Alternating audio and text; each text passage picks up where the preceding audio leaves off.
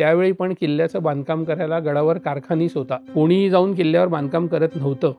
ह्याचा विचार करा की त्यावेळी सुद्धा एक स्पेशल पोस्ट ठेवलेली होती महाराजांनी की गडावरची बांधकामं करण्यासाठी. तर मग आज आपण उठलो आणि काहीतरी बांधायला गेलो, हे कितपत योग्य आहे आणि आपण हे करणं बरोबर आहे का, त्याचा एक विचार झाला पाहिजे. किल्ले पूर्वीसारखे उभे राहिले पाहिजेत असं जेव्हा काही लोकांचं म्हणणं असतं, तेव्हा प्रश्न हा असा असतो त्यामध्ये की पूर्वी कसे होते किल्ले हे कोण सांगणार. आपण राजस्थानात जातो तेव्हा आपल्याला आमेरगड, मेहरानगड हेच महत्त्वाचे, जोधपूर वगैरे या भागातले काही किल्ले, ग्वाल्हेर असेल इकडेचा, हे सगळे किल्ले दाखवतात. आपण तेच बघतो आणि म्हणतो की ते किल्ले खूप छान आहेत आणि आपले वाईट आहेत. पण तुम्ही त्यांच्या इंटेरियरमध्ये जाऊन बघा ना, तिथेही गढ्या पडलेल्याच आहेत त्यांच्या, बरेचसे सगळे वाईट अवस्थेत आहेच आहेत, नाही असं नाहीये. हे लिव्हिंग फोर्ट होते, हे लोक तिथे राहत होते आणि वर्षानुवर्षे पिढीजात ते तिथे राहत आहेत, त्यामुळे ते मेंटेन आहे. संवर्धनाच्या शास्त्रीय पद्धती कोणत्या किंवा त्याची अशी कुठली शास्त्रीय पद्धत आहे का की त्यानुसार आपण गड संवर्धन करू शकतो? कुठल्याही संवर्धन प्रक्रियेमध्ये त्या सगळ्याचं संवर्धन करताना हे 3 पायऱ्या असतात महत्त्वाच्या. पहिले आयडेंटिफिकेशन, दुसरं ट्रीटमेंट आणि तिसरं संवर्धन. 48 किल्ले हे राज्य पुरातत्व विभागाच्या अंडर होते, 44 किल्ले हे केंद्रीय पुरातत्व विभागाच्या अंडर होते. तर मग उरलेले कोणाकडे आहेत?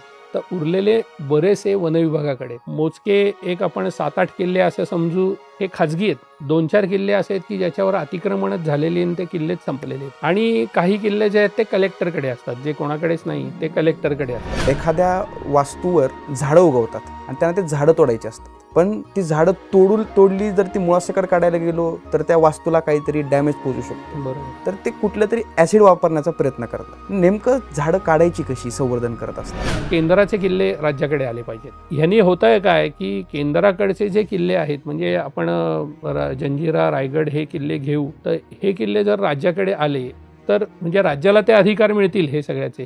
पण दुसऱ्या बाजूने आपण आपल्या किल्ल्याचं डिमोशन करतोय असं होणार नाही का? कारण त्याला जर राष्ट्रीय स्मारक हा दर्जा आहे, तो काढून आपण त्याला राज्य स्मारक या दर्जावर जर आणत असू आपण, तर ते आपल्याच किल्ल्याचं एक प्रकारे डिमोशन आहे. हे सुशोभीकरण म्हणजे गडाचं संवर्धन नाही आहे, हे कोणीतरी सांगितलं पाहिजे त्यांना सुद्धा की हे नसतं. संवर्धन ही वेगळी प्रक्रिया आहे. जुन्या वास्तू टिकवायच्या आहेत आपल्याला नवीन काहीतरी तिथे बांधून नुसतं छान वगैरे करायचं आहे, लाईटचे झोत सोडायचे वगैरे, हे संवर्धन नाही आहे. कारण अनेक आमचे खाजगीमध्ये पुरातत्व विभागातले मित्र सांगतात की अरे आम्ही काही चांगलं केलं, एखाद्या जतन संवर्धन केलं एखाद्या वास्तूचं, म्हणजे तटबंदी, बुरुज असेल, तर मग त्यांना असं वाटतं हे काहीच केलं नाही, हे जुनच दिसतंय अजून ते. पण तेच आम्ही पाथवे बांधलं, रेलिंग केलं की ते म्हणतात छान झालंय, मस्त झालंय काम. तर हा अभ्यासाचा भाग आहे, हे समजलं पाहिजे आधी की संवर्धन म्हणजे काय. तर ते होत नाही आपल्या इकडे, ही अडचण आहे.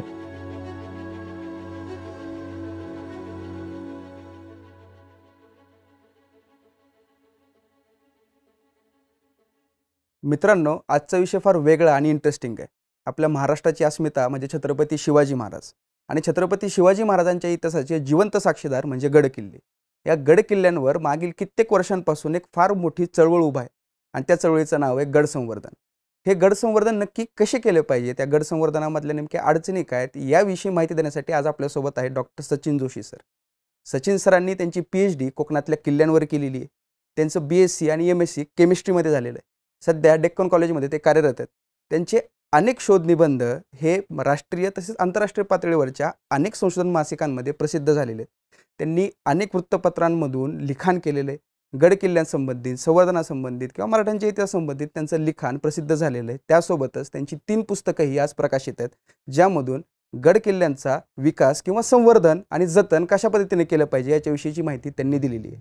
आज गड संवर्धन कसं केलं पाहिजे, त्यामधल्या अडचणी काय आहेत, त्याचे गैरसमज काय आहेत, याविषयी माहिती देण्यासाठी आणि आपल्याला अमूल्य मार्गदर्शन करण्यासाठी सचिन जोशी सर आपल्यासोबत आज इथं उपस्थित आहेत.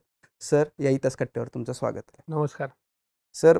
पहिली गोष्ट म्हणजे डेक्कन कॉलेजमध्ये असताना तुमच्याच मार्गदर्शनाखाली मी शिकलेलो आहे. तुमच्यामुळं मला फार नवीन गोष्टी समजल्यात. शास्त्रीय पद्धतीने संशोधन कसं करायचं हे मी फार जवळून पाहिलं. आजचा आपला विषय सर गड संवर्धन, आणि गड संवर्धन आले की सगळ्यात पहिल्यांदा आपल्यासमोर येतं की हे गड संवर्धन करायचं कसं. या महाराष्ट्रामधल्या अनेक संस्था अनेक किल्ल्यांवर गड संवर्धन करतात, परंतु हे गड संवर्धन करत असताना अनेक गैरसमज या संस्थेच्या मनामध्ये असतात आणि अनभिज्ञपणे म्हणजे न कळतपणे त्यांच्याकडून अशा पद्धतीच्या गोष्टी होतात की ज्या या गड किल्ल्यांना कधी हानी पोहोचवणाऱ्याही ठरू शकतात. तर हे संवर्धनातले सर्वात मोठे गैरसमज कोणते सर? गड संवर्धन हा सुरुवातीच्या काळात थोडासा भावनिक विषय होता, पण आता लोक बरेचसे टेक्निकल गोष्टींकडे वळायला लागलेले आहेत, की जे चांगलं आहे एका परीने. याचं कारण आपण शेवटी छत्रपती शिवाजी महाराजांच्या बाबतीत सगळेच भावनिक आहोत आणि त्या विषयाकडे वळणं हे स्वाभाविक आहेच आहे. पण एकदा त्या विषयाकडे गेल्यानंतर आपल्याला ते तांत्रिक पद्धतीने ते सगळं काम केलं पाहिजे. फक्त भावनिक काम होऊन चालणार नाही. जी. तर गैरसमज ह्या विषयातले असे झालेले आहेत, की गेली अनेक वर्ष सातत्याने छत्रपती शिवाजी महाराजांवर व्याख्यान देणारे अनेक तज्ज्ञ आहेत. त्यांनी व्याख्यानं दिली. शिवचरित्र अगदी चांगल्या पद्धतीने आपल्या सगळ्यांपर्यंत बऱ्याच जणांनी पोहोचवलं. हं. पण हे सगळं करत असताना त्यांचा विषय हा टेक्निकल नव्हता. दुर्ग संवर्धन हा. तेही थोडंसं भावनिक होऊन गड किल्ले पूर्वी होते तसे उभे राहिले पाहिजेत वगैरे अशा पद्धतीचं थोडं लोकांना भावनिक करत होते. त्यामुळे लोकांचा समज हाच पहिले झाला, की आपल्याला दुर्ग संवर्धन म्हणजे काय करायचं? तर शिवाजी महाराजांच्या काळात जसा किल्ला उभा होता, तसाच किल्ला आपल्याला उभा करायचा आहे. तर तांत्रिकदृष्ट्या ह्या गोष्टी होऊ शकत नाहीत. याचं कारण ह्याला पण काहीतरी आर्किओलॉजीचे नियम आहेत आणि आपल्याला आर्किओलॉजीचे नियम तोडून काही आपल्याला कुठल्याही प्रकारचं संवर्धन करता येणार नाही. हो. कारण ते शेवटी महाराष्ट्र, भारत सरकार या सगळ्यांनीच केलेले नियम आहेत आणि आपल्यातलेच लोकं त्यांच्याबरोबर उभं राहून त्यांनी हे नियम केलेले आहेत. ते काय असं कोणी तज्ज्ञ व्यक्ती नाही आहे तिथे, अशातला भाग नाही. होतं असं, की ते किल्ले पूर्वीसारखे उभे राहिले पाहिजेत, असं जेव्हा काही लोकांचं म्हणणं असतं, तेव्हा प्रश्न हा असा असतो त्यामध्ये, की पूर्वी कसे होते किल्ले, हे कोण सांगणार? कारण पूर्वी किल्ले कसे होते ह्याची काही चित्रं आहेत आपल्याकडे, पेंटिंग आहेत का त्याची मोजमापं घेऊन त्याची ड्रॉइंग त्यावेळी कोणी बनवली होती, ते कागदपत्र आहेत का आज आपल्याकडे? तर तसं आपल्याकडे काहीच नाही आहे. मग पूर्वी होता म्हणजे कसा? बरोबर. हेच जर आपण सांगू शकलो नाही, तर पूर्वी होता तसा कसा उभा करायचा? समज आता उद्या काहीतरी ठरवलं अगदी आपण, की नाही आपल्याला महाराजांची सदर बांधायचीच आहे रायगडावरती. तर काहीतरी एक 4 तज्ज्ञांची समिती तुझ्याबरोबर जर शासनाने गठीत केली. तुम्ही किल्ला तो बांधलात, तो सदर बांधली पूर्ण. कोणतरी माझ्यासारखे अजून 3-4 जण येतील म्हणतील, की ह्याला पुरावा काय? बरोबर. विषय कोर्टात जाईल, काय होणार? कोर्ट म्हणेल पुरावा आहे का? नाही ना, मग विषय संपला त्या ह्याच्यात. आणि मग हे एकमत कधीच होणार नाही तज्ज्ञांमध्ये, असं जर काही झालं तर. हं. त्याच्यामुळे ह्याच्यातला हा मार्गच आहे, की जी वास्तू ज्या स्थितीत आहे, त्या स्थितीत ती प्रिझर्व्ह करणं. याचं कारण असं आहे, की लोकं जेव्हा किल्ल्यावर येतात, तेव्हा लोकं अँटिक बघायला येतात. हो. आपण म्युझियमलाही जेव्हा जातो, तेव्हा अँटिक बघायला जातो. आपण कुठल्यातरी नाटकाचे सेट बघायला जात नाही तिथे.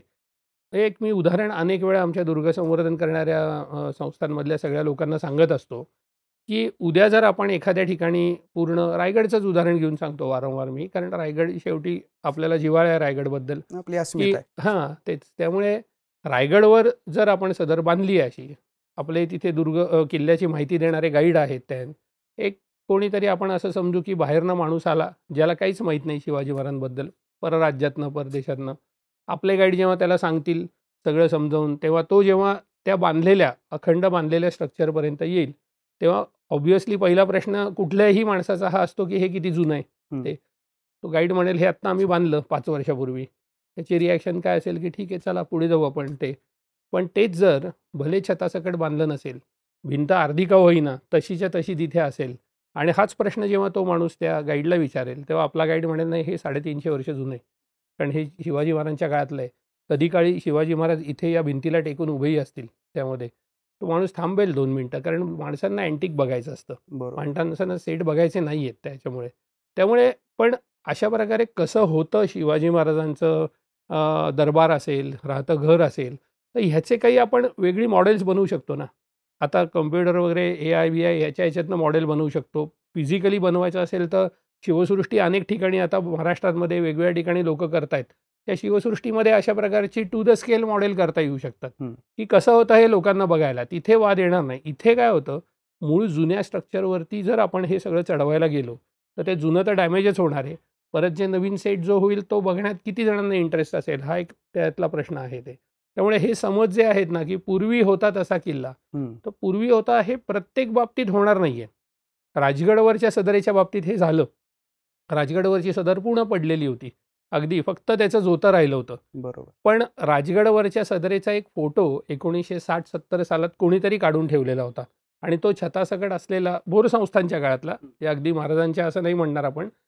तर तो फोटो होता. तर त्यामुळे फोटो जशी सदर होती तशी आपण उभी करू शकलो त्यामध्ये. आज महाराष्ट्र शासनाने ती उभी केली म्हणजे त्याचं काय पुनरुज्जीवन म्हणू आपण हं. किंवा काय जीर्णोद्धार म्हणू आपण त्याला, तो केला त्यांनी. पण ते कशा आधारावर, तर त्या फोटोच्या आधारावर त्यांनी केला. तर असं डॉक्युमेंटेशन जे आहे ना, हे कुठे असेल तर आपण करू शकतो. पण असं भावनिक होऊन चालणार नाही असं मला तरी वाटतं. दुसरा एक गैरसमज असा आहे, की बाहेरच्या ठिकाणी सगळे किल्ले चांगले आहेत आणि आपल्या इकडे किल्ले वाईट आहेत. अगदी राजस्थानातले किल्ले खूप छान आहेत आणि आपल्या इथल्या किल्ल्यांची अवस्था खूप वाईट आहे. पण ते तसं नाही आहे. आपण राजस्थानात जातो तेव्हा आपल्याला आमेरगड, मेहरानगड हेच महत्त्वाचे जोधपूर वगैरे या भागातले काही किल्ले, ग्वाल्हेर असेल इकडेचा, तर हे सगळे किल्ले दाखवतात. आपण तेच बघतो आणि म्हणतो की ते किल्ले खूप छान आहेत आणि आपले वाईट आहेत. पण तुम्ही त्यांच्या इंटेरियरमध्ये जाऊन बघा ना, तिथेही गढ्या पडलेल्याच आहेत त्यांच्या. बरं. बरेचसे सगळे वाईट अवस्थेत आहेच आहेत, नाही असं नाही आहे. हे लिव्हिंग फोर्ट होते. हे लोकं तिथे राहत होते आणि वर्षानुवर्षे पिढीजात ते तिथे राहत आहेत, त्यामुळे ते मेंटेन आहेत. आपल्या किल्ल्यांची अवस्था अशी झाली की 1818ला जेव्हा युद्ध झालं, तेव्हा इंग्रजांनी किल्ले पाडले हो. आणि पाडले म्हणजे किल्ल्यावर जायच्या वाटा तोडल्या आणि त्याहीपेक्षा जास्ती त्याचा डॅमेज कुठे झाला, की 1818 पर्यंत किल्ल्यावरती जी माणसं होती, त्यांना पगार होते. वरती राहावं. पैसे म्हणजे बरोबर. पगार होते म्हणून तर ते वर काम करत होते. तर 1818ला मराठेशाही संपली, तेव्हा त्यांना पगार देणार कोण आणि काय? त्यामुळे ऑब्व्हियसली त्यांना किल्ला सोडून खाली यायला लागलं आणि शिवाय इंग्रजांनी हल्ला केल्यामुळेही अनेक किल्ले त्यांनी सोडून खाली आले. पण परत वर का म्हणून जाणार ना? त्यांना पगार देणार कोण त्याच्यामध्ये? त्यामुळे वरती जी काही स्ट्रक्चर होती सगळी बांधकामं, ती सगळी अबंडन झाली. वरची छत खाली आलं, लाकडं होती ती कुजली वगैरे हे, भिंती पावसाला एक्सपोज झाल्या आणि फक्त जोती राहिली. हं. तर ही स्थिती झाली कारण एकतर इथे लढाई झाली मोठी. त्या लढाईत मराठेशाही संपली, नंतर भारतभर इंग्रजांचं राज्य झालं. अशा गोष्टी तिथे झाल्या नाहीत. त्यांनी सरेंडर केलं, त्याच्यामुळे त्यांचे किल्ले टिकले त्यामध्ये. बरोबर. दुसरा भाग आपल्या इथलं वातावरण. इथलं पडणारा पाऊस जो आहे घाटमाथ्यावर माहिती आहे आपल्याला 5000 मिलीमीटर पाऊस पडतो. या ह्याच्यात ती स्ट्रक्चर किती टिकणार मेंटेन न करता. हं. त्यामुळे एक तर दुसरं कारण हे, की सगळं हे डॅमेज होण्याचं. त्यामुळे अशी कंपॅरिझन नाही करता येणार आपल्याला, की राजस्थानात किल्ले छान आहेत आणि आपल्या इकडे किल्ले वाईट आहेत किंवा परदेशात किल्ले छान आहेत, आपल्या इकडे वाईट आहेत. आता परदेशात सुद्धा काही कंट्री अशा आहेत, की जिथे आहेत अबंडंट झालेले किल्ले आहेत, नाही असं नाही आहे. पण शेवटी त्यांच्याकडे डॉक्युमेंटेशन, कॉन्झर्वेशन या सगळ्या गोष्टी आपल्या आधी सुरू झाल्या. त्यामुळे तिथे बरंचसं त्यांना टिकवता आलं. आपल्या इकडे हे सगळं स्वातंत्र्यानंतर सुरू झालं आणि टप्प्याटप्प्याने या सगळी कामं आपल्या इथे अजूनही चालू आहेत. पण जेवढे पैसे आपल्या इकडे खर्च होत नाहीत, त्याच्यापेक्षा जास्ती पैसे तिथे हेरिटेज वगैरे या गोष्टीवर खर्च होतात. त्यामुळे काही ठिकाणी तुम्हाला चांगली दिसतील स्ट्रक्चर, काही ठिकाणी नाही. आता आपल्या इकडेही काही स्ट्रक्चर चांगली नाहीत असं नाही आहे. अजंठा वेरूळ आपण बघतोय आपल्या इकडे.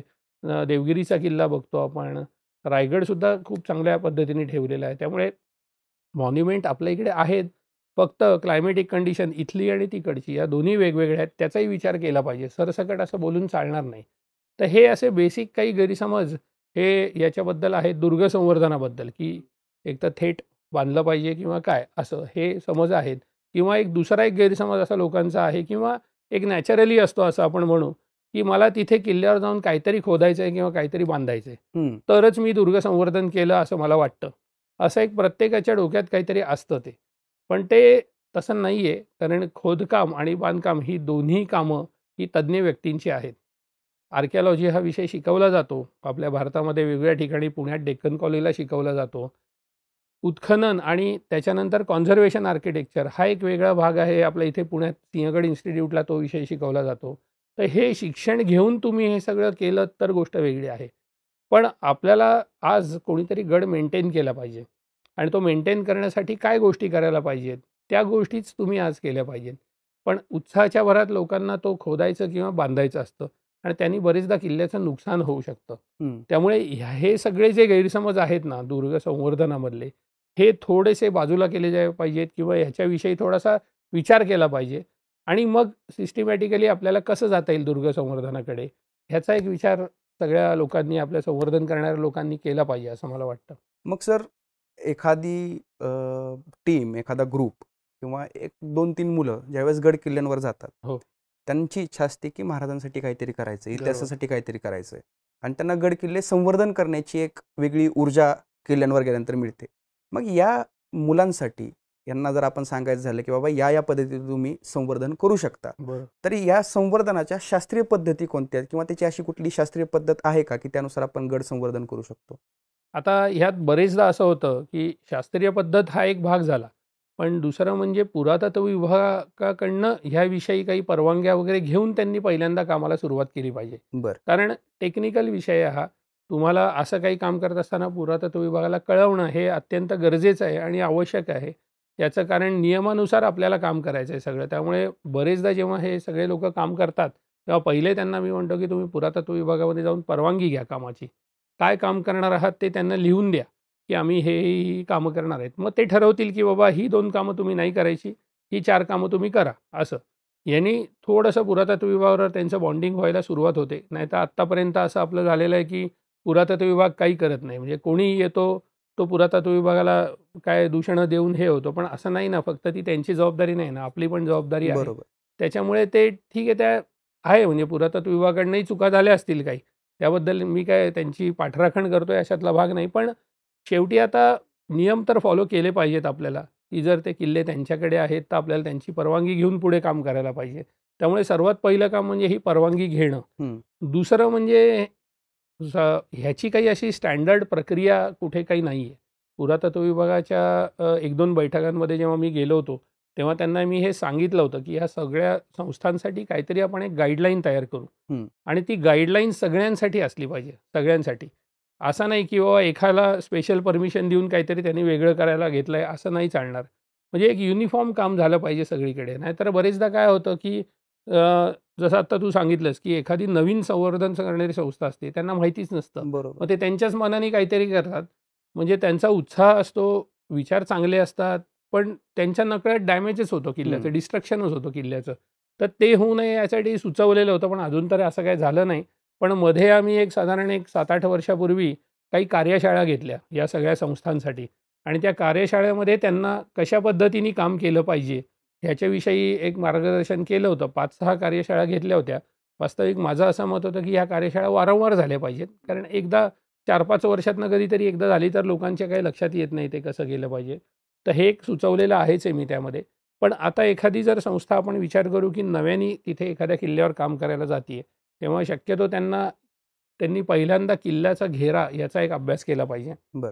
किल्ल्याच्या घेऱ्यामध्ये कोणकोणती गावं येत आहेत, त्या गावांमध्ये काय काय मंदिरं आहेत किंवा त्या गावांमध्ये काय जुन्या वास्तू आहेत किंवा तिथला गावातला इतिहास लोकल म्हणजे स्थानिक लोकांकडनं मौखिक स्वरूपातला जो असेल त्याच्या काही नोंदी ठेवल्या पाहिजेत.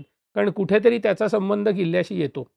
म्हणजे मध्ये मला आत्ता आपल्या डेक्कन कॉलेजमधलीच एक विद्यार्थिनी होती. तिला ते एक काम दिलं होतं मी, की रोहिडा किल्ल्याच्या आजूबाजूची गावं फिर तू. हं. तिथल्या मंदिराचं डॉक्युमेंटेशन कर.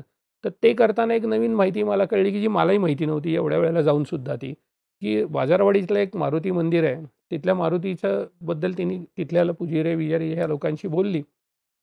तेव्हा त्यांनी असं सांगितलं, की हा मारुती गडावर होता. आम्ही तिकडनं आणला खाली. बरं. आता हे माहितीच नव्हतं आपल्याला काय, की काय गडावर होता आणि खाली आलाय आणि खाली झालंय मंदिर. तर हे बरेचदा होतं. सुमारगड किल्ल्यावर झालं असं. सुमारगडावरच्या ज्या देवदेवता होत्या सगळ्या, त्या खालच्या गावांनी वाटून घेतल्या. 2-3 गावांमध्ये देवदेवता आहेत आता तिथे. बरं, बरं, बरं. तर ह्याच्यासाठी म्हणून घेऱ्याचाही अभ्यास करणं गरजेचं आहे. जसं रायगडचं आपण मगाशी थोड्या वेळापूर्वी बोलत होतो, की रायगडच्या घेऱ्यातही रायगडवाडी गाव आहे. हो. तिथे मॉन्युमेंट आहेत बरीचशी. तू सांगितलंस आत्ता तसं, की तिथे तिथे समाध्या वगैरे असतील हो. अजून कोणाच्या ते. तर ह्याच्या नोंदी असतात. त्यामुळे गडाचा म्हणजे किल्ला म्हणजे फक्त किल्ला तो डोंगर महत्त्वाचा नाही आहे, तर त्याच्या घेऱ्यातली गावंही महत्त्वाची असतात. कारण तोही गडाच्या एक डिफेन्स सिस्टीमचा भाग असतो. हो. त्याच्यामुळे त्याचंही डॉक्युमेंटेशननी सुरुवात केली पाहिजे माझं असं मत आहे. दुसरं गडाचं एक्सप्लोरेशन. पहिले एक्सप्लोरेशन, सर्वेक्षण करून गडावरती काय काय मॉन्युमेंट आहेत, याचं एक नोंदणीकरण केलं पाहिजे. बरं. शिवाय त्याच्यामध्ये ती मॉन्युमेंट काय काय स्थितीत आहेत आत्ता. म्हणजे इन्क्लुडिंग दरवाजे, पाण्याची टाकी असतील, वरती काही सदर असेल, अजून राहते वाडे असतील, मंदिरं असतील, समाध्या असतील, त्याचं पूर्ण सगळ्याचं डॉक्युमेंटेशन झालं पाहिजे. डॉक्युमेंटेशन झाल्यानंतर त्याची स्थिती काय आहे, त्याची एक वर्गवारी केली पाहिजे, की आत्ता इमिजिएट दुरुस्ती कशाची करायची आहे, तटबंदीची करायची आहे, बुरुजांची का दरवाजाची. त्याची एक वर्गवारी झाली ABCD प्रमाणे. तर Aमध्ये आपण म्हणू शकतो, की इमिजिएट दुरुस्त करण्याची गरज असलेली मॉन्युमेंट Aमध्ये जातील. हं. मग Dमध्ये. मग त्याप्रमाणे आपण कामाची आखणी केली पाहिजे.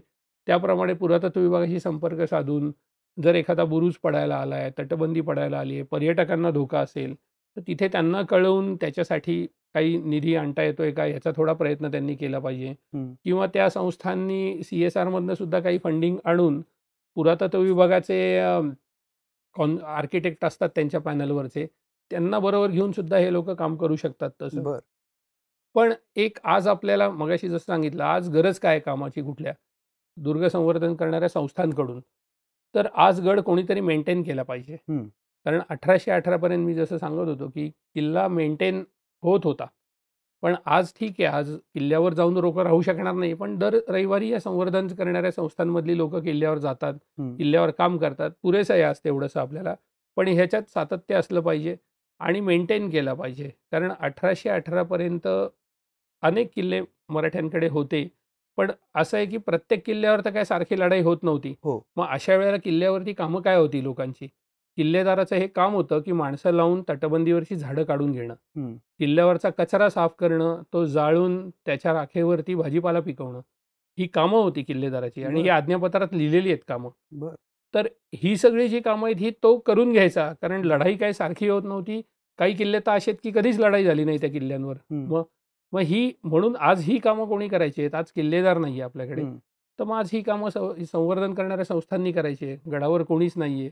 त्यावेळी पण एक विचार म्हणजे एक गोष्ट सांगतो की त्यावेळी पण किल्ल्याचं बांधकाम करायला गडावर कारखानीच होता. कोणीही जाऊन किल्ल्यावर बांधकाम करत नव्हतं. बर अकाउंट्स करायला सबनीच होता. माहिती आहे आपल्याला सगळं, हो. ह्याच्यामध्ये कागदपत्रांमध्ये आहे ते सगळं. तर मग ह्याचा विचार करा की त्यावेळी सुद्धा एक स्पेशल पोस्ट ठेवलेली होती महाराजांनी की हम्म. गडावरची बांधकामं करण्यासाठी. तर मग आज आपण उठलो आणि काहीतरी बांधायला गेलो, हे कितपत योग्य आहे आणि आपण हे करणं बरोबर आहे का, हम्म. याचा एक विचार झाला पाहिजे. तर आज आपलं काम फक्त आहे गड मेंटेन करणं. हम्म. याचं कारण कॉन्झर्वेशन ही कंटिन्युअस प्रोसेस आहे. ही प्रोसेस थांबणारी नाही आहे. हम्म. आपल्याला हा किल्ला कायमस्वरूपी मेंटेन करायला लागणार आहे. 1 वर्ष जर नाही केला मेंटेन, तर तटावर किती झाडं वाढतील याचा विचार करा. बरोबर त्यामुळे झाडं ही काढायचीच आहेत, गवत काढायचं आहे किल्ल्यावरचं, हे सगळं तर करायला लागणार आहे. त्याला काही ऑप्शन नाहीच आहे आपल्याकडे. त्यामुळे फोकस हे याच्यावर करा की आपण किती वास्तू वाचवू शकतोय, म्हणजे त्या बांधण्यापेक्षा डॉक्युमेंटेशन वगैरे सगळं करून त्या वास्तू किती प्रिझर्व्ह करू शकतोय. कारण ह्या सगळ्यातला डॉक्युमेंटेशन हा भाग खूप महत्त्वाचा आहे. हे प्रचंड डॉक्युमेंटेशन झालं पाहिजे, अजून झालेलं नाही आहे. आज जी आपल्याला अडचण येते आहे की आज आपल्याला पूर्वी होता तसा किल्ला बांधता येत नाही आहे. का? तर आपल्याकडे ते रेकॉर्ड नाही आहेत. ठीक आहे, ते मुघलांच्या लढाईमध्ये जळाले रायगडवरचे, नंतरसुद्धा शनिवारवाड्याला आग लागली, त्यात डॉक्युमेंट गेली. बरोबर त्यामुळे आज कारणं त्याची काहीही असोत, आज आपल्याकडे नाही आहेत, पण हे फॅक्ट ही आहे. तर त्याच्यामुळे आता ह्याच्यानंतर 100 वर्षानंतर जर काम करायची वेळ येईल, तेव्हा आज जी मॉन्युमेंट आहेत ती आज आपण डॉक्युमेंट करून ठेवली पाहिजेत.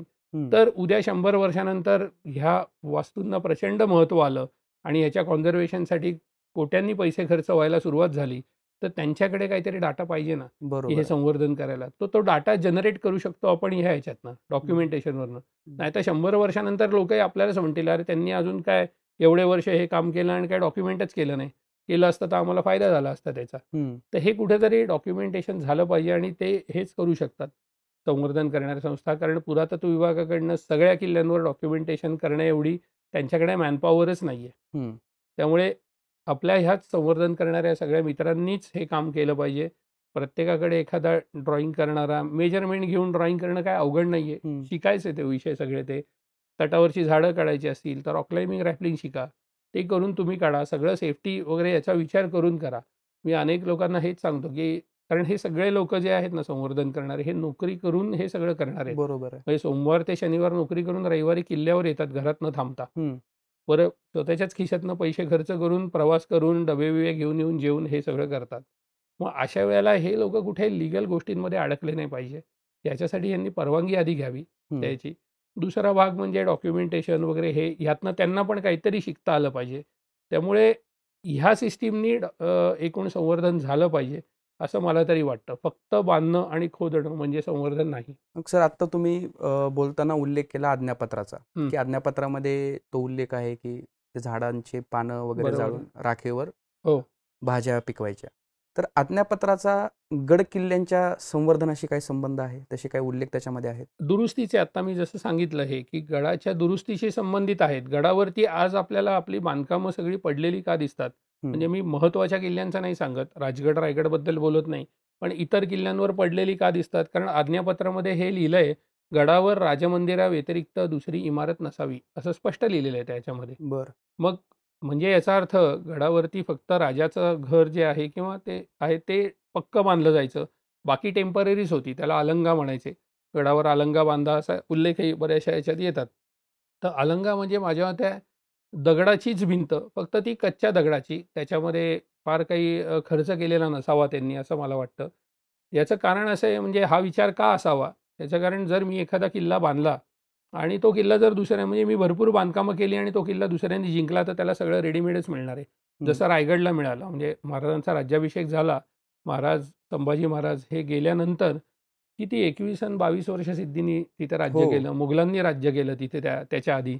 तर ह्यांना सगळं रेडीमेडच मिळालं ना. सगळी महाराजांनी केलेली बांधकामं सगळी त्यांनी त्यांच्या सोयीनीच वापरून टाकली ही. खरं. तर असं होऊ नये म्हणून ते राजमंदिराव्यतिरिक्त पक्की इमारत नसावी असं म्हटलेलं आहे. त्यामुळे तो एक मुद्दा आपल्याला त्याच्यामध्ये कळतो. दुसरा, दुर्ग संवर्धनामध्ये तटबंदी आणि बुरुज हे भक्कम असावेत यामध्ये दिले, कारण ती डिफेन्स स्ट्रक्चर आहेत किल्ल्याची. त्यामुळे जास्तीत जास्त पैसा हा तटबंदी बुरुजांमध्ये त्यांनी केलेला दिसतो.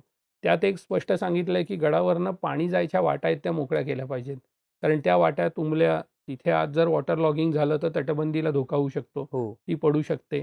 असं एक घटना रायगडच्या बाबतीत झालेली आहे की रायगडवरनं वरचा तो तलाव फुटला होता हो. पेशवे काळामध्ये आणि सगळं पाणी दरवाजात आलं होतं. दरवाजा पडेल का काय अशी वेळ आलेली होती. अशा वेळेला तो दरवाजा उघडला आणि ते पाण्याला वाट करून दिली, म्हणून ते झालं. आजही आपण बघतो पावसाळ्यात हो. रायगडला पाणी कुठनं कुठनं आणि कसं पडत असतं. म्हणजे ते तटबंदी ढासळेल का काय अशी भीती वाटते, एवढं पाणी गडावरनं येत आता असतं. प्रतापगडची पण ढासळली. हो, तेच तर. त्याच्यासाठीच ते आज्ञापत्रामध्ये म्हटलंय की तटबंदी, बुरुज, दरवाजे हे डिफेन्स स्ट्रक्चर भक्कम असावीत. आतली स्ट्रक्चर भक्कम नसली तरी चालतील. हं. त्यानंतर आपण बरेचदा दारुगोळा कोठाराच्या संदर्भात बोलतो कुठे किल्ल्यावर, पण दारुगोळा कोठार जमिनीखाली असावं असं सांगितलंय. आपण सिंहगडावर बघतो वरती दाखवतात आपल्याला, हो. पण हे वर नसावं, जमिनीखाली. आणि त्यात असं स्पष्ट लिहिलेलं आहे की ती दारू जी असते, गन पावडर, ती मडक्यात भरून त्याला वरनं फडकं बांधून त्याला दोरी बांधून ती मडकी आत ठेवायची तळघरामध्ये. आणि किल्लेदाराचं काम आहे हे, की ते सगळी मडकी दर 2-3 महिन्यांनी बाहेर काढून त्याला ऊन दाखवायचं. नाहीतर सादळेल ती दारू. आणि ती सादळली तर त्या तोफा उडवायच्या वेळेलाच नेमका प्रॉब्लेम झाला. सादळलेली दारू तर मग काहीच हे नाही ना. तर ही सगळी कामं ती आज्ञापत्र या ग्रंथात दिलेली आहेत. आणि कॉन्झर्वेशनच्या बाबतीत बारीक-सारीक दिलेलं आहे की राजाचं जे घर आहे त्याच्यामध्ये मुंगी, उंदीर वगैरे हे जाता कामा नये, एवढं ती पक्की व्यवस्थित ती घरं बांधा, की त्याचं पॉइंटिंग वगैरे करून किंवा कुठेही त्याचं भोकं गॅप वगैरे असं असता कामा नये, असं त्यात स्पष्ट म्हटलेलं आहे त्यांनी त्यात. तर मग आता तुम्ही सांगितलं दारुगोळा कोठाराचं की ते जमिनीच्या खाली असावेत. बरोबर. सिंहगड असेल, राजगड असेल, रायगड असेल, या सगळ्या ठिकाणी आपण बघतो की दारुगोळा कोठाराच्या इमारती आहेत स्वतंत्रपणे उभारलेल्या. पण आपल्याला असं जमिनीखाली असणारा दारुगोळा कोठार कुठं अजून बघायला मिळाला नाही. तळघरं जी आहेत ना, तळघरं बऱ्याचशा किल्ल्यांवरती आहेत.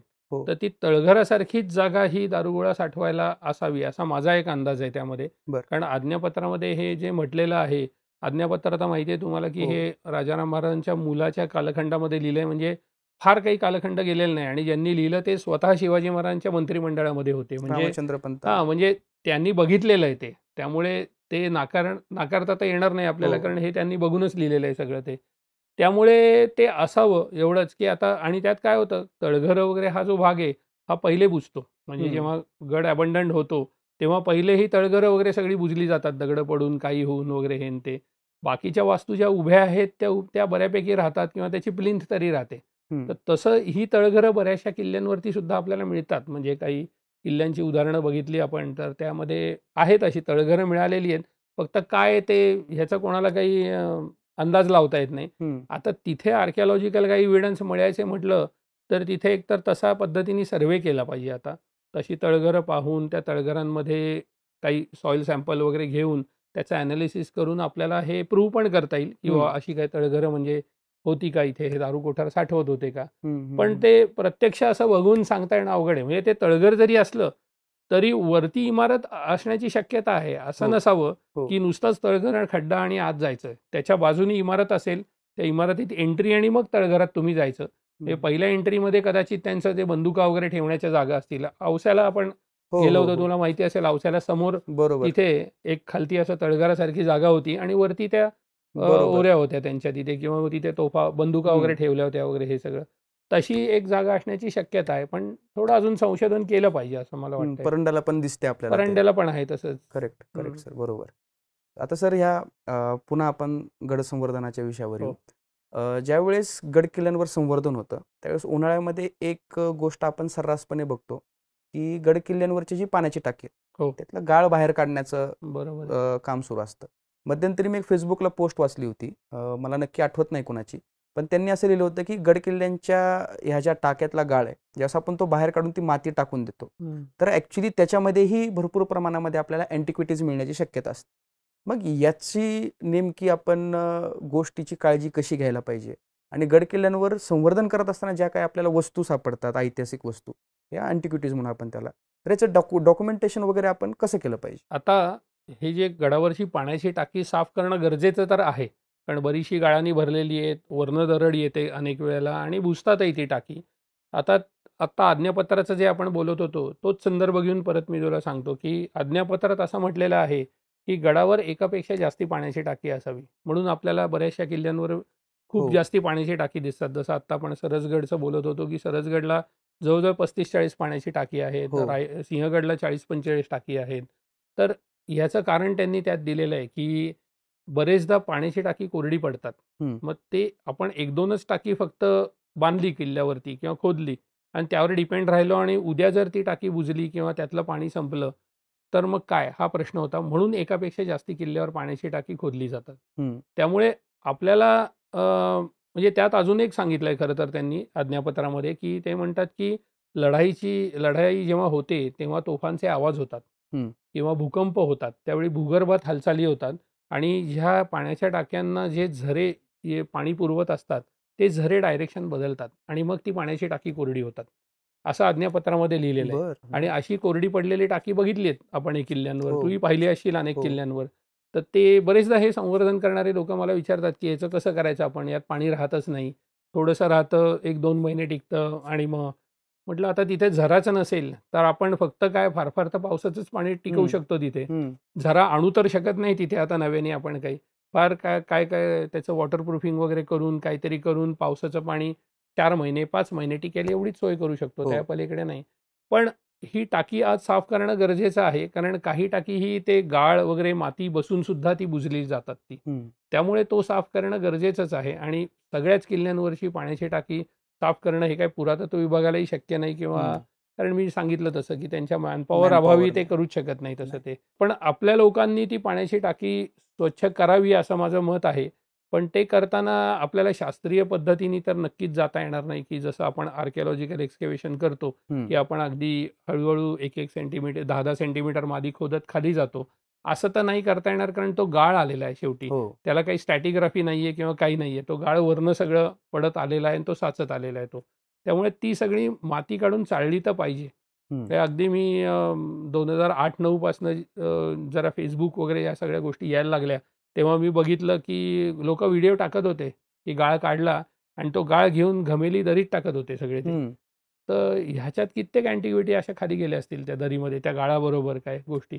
पण नंतर हळूहळू थोडंसं जसं या संस्थांबरोबर माझा कॉन्टॅक्ट आला, त्यांनी काही व्हिडिओ बघितले असतील इतर लोकांचे वगैरे, तेव्हा हा अवेअरनेस थोडा वाढला आहे आता. त्यामुळे आता फार कमी लोकं असे म्हणजे नवखेच असतील की हं. ज्यांनी आत्ताच सुरू केलं आहे दुर्ग संवर्धन.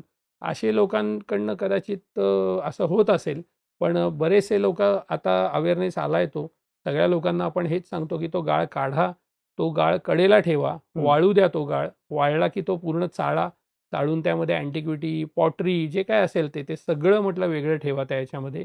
ते कधी केलंय, काय केलंय ते सगळं डॉक्युमेंट करा. काय कुठल्या दिवशी तुम्ही काम केलंत वगैरे ते. आणि मग त्याच्यानंतर ती जी अँटिक्विटी किंवा असतील त्या गोष्टी, याची म्हटलं तुम्ही पुरातत्व विभागामध्ये जमा करा. हं. फोटोग्राफी करा. त्यांना मेल पाठवा, या गोष्टी मिळालेल्या आहेत. त्याचं रेकॉर्ड राहतं तुमच्याकडे किंवा तुम्ही त्या अँटिक्विटी मिळाल्याचं कळवलेलं आहे पुरातत्व विभागाला. आणि मग त्याच्यानंतर पुढे पुरातत्व विभाग कळवतं तुम्हाला किंवा ते आमच्याकडे आणून जमा करा किंवा काय करा याच्याबद्दल माहिती सांगितली जाते त्यांच्याकडनं. तर चालणं हे तर गरजेचंच आहे. पण अनेक जसं सांगितलं की उत्साहाच्या भरामध्ये अनेक संस्था पावसाळ्यातच गाळ काढायला सुरुवात हं. करतात. चिखल काढून उपयोगच होणार नाही ना, तो तुम्ही चालणार कसा तो चिखल सगळा तो? बरोबर. आणि मग जातात त्याच्यात. आता आपल्याला प्रत्येक किल्ल्याचा इतिहास हा काही कागदपत्रात मिळणार नाहीये. हो. मग वस्तुरूपात सुद्धा इतिहास गडावर दडलेला आहे आणि तो वस्तुरूपातला इतिहास अशाच अँटिक्विटीमधनं, काही नाण्यांमधनं, काही एखादा शिलालेख वगैरे सुद्धा पडलेला असू शकतो याच्यामध्ये. हं. काही मेटल ऑब्जेक्ट्स असतात, कॉपरचे ऑब्जेक्ट असतात, त्याच्यावरनं सुद्धा हा आपल्याला इतिहास कळतो ना. म्हणजे उदाहरण द्यायचं झालं तर सरसकट आज बऱ्याचशा लोकांनी असं सांगितलं की हा किल्ला सातवाहन काळातला. हम्म. पण सातवाहन काळात किल्ला आहे ह्याचे पुरावे त्या किल्ल्यावर मिळालेत का आर्किओलॉजिकल एव्हिडन्स? किंवा कुठल्या शिलालेखामध्ये असं लिहिलेलं आहे सातवाहनकालीन शिलालेखामध्ये की हा डोंगरी किल्ला या सातवाहन राजांकडे होता किंवा काय हम्म. सातकर्णीकडे होता वगैरे, हे असं कुठेच नाही आहे आत्ता. कारण सातवाहन काळातल्या ज्या काही साईट्स आहेत तुला माहिती आहे की हम्म. पवनी आहे, तेर आहे, आदम आहे, ह्या सगळ्या एक्सकेवेट झालेल्या आहेत आणि हो. तिथे जमिनीवरचे किल्ले होते. पण डोंगरावर किल्ले होते हे आपल्याला आजपर्यंत कळलेलं नाही. म्हणजे नव्हते मी असं म्हणणार नाही, पण आजपर्यंत आपल्याला कळलेले नाही आहे. पण आपण सरसकट म्हणतो की हा सातवाहन काळातला किल्ला. हम्म. तर ते त्या अँटिक्विटी आपल्याला मिळाल्या पाहिजेत आणि मी असं म्हणेन की पाण्याची टाकी खोदताना त्यातनं जर आपल्याला काही अशा अँटिक्विटी मिळाल्या की ज्यातनं आपण प्रूव्ह करू शकलो की बाबा हा किल्ला सातवाहन काळातला होता, तर ती मोठी उपलब्धी असेल आपल्या सगळ्यांसाठी, बरोबर. की जे आज आपण सांगू शकत नाहीये त्यामध्ये. तर ह्याच्यासाठी तो गाळ खूप महत्त्वाचा आहे. त्या हम्म. गाळातनं जी माती काढतोय ती चाळणं आणि या सगळ्या गोष्टी अत्यंत महत्त्वाच्या आहेत. आता सर, संवर्धन करणाऱ्या संस्था हो. ज्यावेळेस गडावर संवर्धन करायला जातात त्यावेळेस हं. त्यांचा हमखास एक अडचण, एक प्रॉब्लेम किंवा एक वाद होतो पुरातत्व खात्याशी. हं. कारण पुरातत्व खात्यांच्या अंडर येणारे जे किल्ले आहेत, हो. केंद्रीय असो किंवा राज्य पुरातत्व खाता असो, तर त्यांच्या संरक्षित स्मारकामध्ये काम करण्याची परमिशन पहिल्यांदा त्यांच्याकडून घ्यायला पाहिजे. बरोबर. बऱ्याचशा संस्थांनी ती घेतलेली नसते. बरोबर. त्यामुळे त्यांना लिगली बऱ्याच वेळेस अडचणी येतात. तर ही जी संरक्षित स्मारक आहेत, एखादा किल्ला हा संरक्षित स्मारक आहे, हे नेमकं कुठं बघायचं किंवा या गड संवर्धन हां. करणाऱ्या संस्थांना ह्याची माहिती कुठून मिळणार? बरोबर. हा प्रश्न असा असतो की अम, सगळेच किल्ले पुरातत्व विभागाकडे आहेत का हं. किंवा काय? तर तसं नाहीये. आत्तापर्यंत माझ्या पुस्तकामध्ये तर मी जेव्हा 2018ला लिहिलं मी पुस्तक दुर्ग संवर्धन, तेव्हा जी काही मी त्यांच्याकडनं यादी मागवली होती त्याच्यानुसार 48 किल्ले हे राज्य पुरातत्व विभागाच्या अंडर होते आणि 44 किल्ले हे केंद्रीय पुरातत्व विभागाच्या अंडर होते. 400 पैकी हां. फक्त 90 किल्ले बरोबर, जवळपास. बरोबर. तर मग उरलेले कोणाकडे आहेत? तर उरलेले बरेचसे वनविभागाकडे आहेत. बरं. मोजके एक आपण 7-8 किल्ले असं समजू, म्हणजे एक्झॅक्ट आकडा नाही, 7 ते 8 किल्ले हे खाजगी आहेत. म्हणजे प्रायव्हेट मालकीचे किल्ले आहेत त्या बरं. लोकांच्या. गोपाळगड, हो, हो. त्याच्यानंतर आपला तारापूरचा किल्ला, हं. हे खाजगी मालकीचे किल्ले आहेत. 2-4 किल्ले असे आहेत की ज्याच्यावर अतिक्रमणच झालेली आणि ते किल्लेच संपलेले आहेत. असे सुद्धा आहेत. फतेदुर्ग, हं. कनकदुर्ग, फतेदुर्गपैकी ते. तर आणि काही किल्ले जे आहेत ते कलेक्टरकडे असतात. जे कोणाकडेच नाही ते कलेक्टरकडे असतात. त्यामुळे ते किल्ले नेमके कोणाकडे आहेत, पुरातत्व विभाग हे का हे थोडंसं आपण बघितलं पाहिजे. हं. आता राज्य पुरातत्व विभागाचे जसं मगाशी सांगितलं की 80 किल्ले आपण प्रपोज केले होते त्यांना, की ज्या किल्ल्यावर चांगली मॉन्युमेंट आहेत, हं. ते किल्ले तुम्ही संरक्षित करा, असं जवळजवळ एक 7-8 वर्षापूर्वीच पुरातत्व विभागाला सुचवलं होतं आम्ही. पण मग त्यातले काहीतरी एक 7 ते 8 किल्ले अजून प्रोटेक्ट झालेत. म्हणजे संग्रामदुर्ग, चाकणचा किल्ला आपला, तो एक प्रोटेक्ट झाला. रिसेंटली रोहिडा प्रोटेक्ट झालेला आहे तो. तर काही थोडी भर पडली असेल त्यामुळे ते 48चे साधारण 55पर्यंत यादी गेलेली असेल. पण केंद्रशासित किल्ले जे आहेत हं. त्यांची मात्र तीच 44 आहेत. त्यामध्ये काही फारसा बदल झालेला नाहीये. हं. आता ह्याचा अर्थ काय हे आपण थोडं समजून घेतलं पाहिजे, की राज्य पुरातत्व विभागाकडे असलेले आणि केंद्राकडे असलेले किल्ले म्हणजे काय? तर शक्यतो ह्यांच्याकडे जे किल्ले आहेत ना, त्या किल्ल्यांवर जास्तीत जास्त चांगली मॉन्युमेंट आहेत म्हणून त्यांनी ते संरक्षित केलेले आहेत. बरं. की आता इथे मॉन्युमेंट आहेत तर हे आपल्याला संरक्षण म्हणजे ती सगळ्या वास्तू टिकवल्या पाहिजेत ह्याच्यासाठी.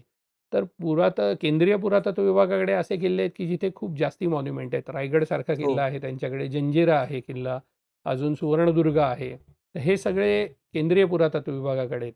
तर त्याला राष्ट्रीय स्मारक असा दर्जा आहे त्या हं. किल्ल्यांना, कारण ते केंद्रीय पुरातत्व विभागाकडे आहेत. आणि राज्याकडे असलेल्या किल्ल्यांना राज्य स्मारक हा दर्जा आहे. म्हणजे सिंहगड, राजगड, तोरणा हे सगळे राज्य स्मारक आहेत ती. तर बरेचदा अ, आपल्या दुर्ग संवर्धन करणाऱ्या किंवा इन जनरल लोकांना थोडंसं आपल्याच अनेक लोकांकडनं, विशेषतः पॉलिटिशियनकडनं हे सांगितलं जातं, की केंद्राचे किल्ले राज्याकडे आले पाहिजेत. आत्ता असं एक विषय चालू आहे तो. हां. तर ह्यानी होतंय काय, की केंद्राकडचे जे किल्ले आहेत म्हणजे आपण जंजिरा, रायगड हे किल्ले घेऊ, तर हे किल्ले जर राज्याकडे आले, तर म्हणजे राज्याला ते अधिकार मिळतील हे सगळ्याचे. हो. पण दुसऱ्या बाजूने आपण आपल्या किल्ल्याचं डिमोशन करतोय असं होणार नाही का?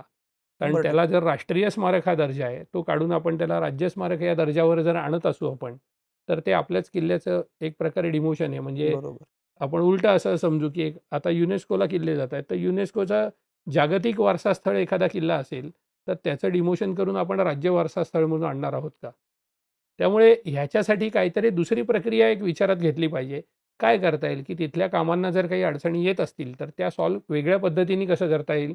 पण त्याला दर्जा मात्र राष्ट्रीय स्मारक हाच राहिला पाहिजे. हं. पण बाकी कशा ॲडजस्टमेंट करता येतील कामाच्या बाबतीत वगैरे याचा थोडा विचार केला पाहिजे. त्यामुळे असं नाही झालं पाहिजे, की त्याचं राष्ट्रीय कुठल्याच किल्ल्याचं, की ज्याला राष्ट्रीय स्मारक दर्जा आहे त्याचं खाली आणू आपण किंवा खालच्या किल्ल्याचा अजून तो म्हणजे डिप्रोटेक्टच करू. आणि एक किल्ला आहे असा खूप एएसआयकडेच होता रेवदंडाचा किल्ला आपल्या हं. इथं. रेवदंड्याचा किल्ला डिप्रोटेक्ट झाला.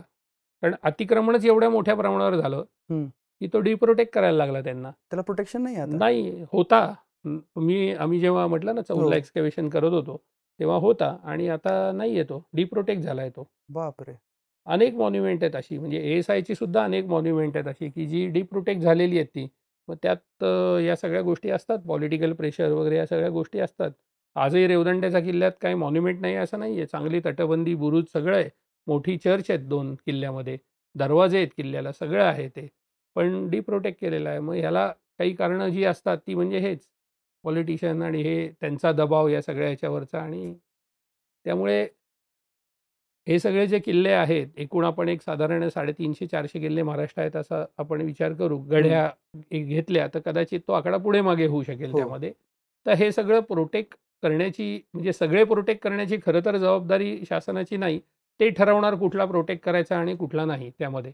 मग आपण सुचवू शकतो त्यांना, की हा प्रोटेक्ट करा तुम्ही, हा गरजेचा आहे वगैरे.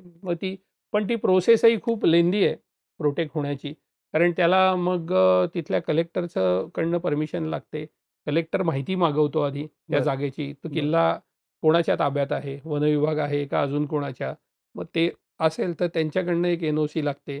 त्याच्यानंतर त्या किल्ल्यावर कोणाची मिळकत आहे का? त्या किल्ल्यावर कोणाचे सातबारे आहेत का?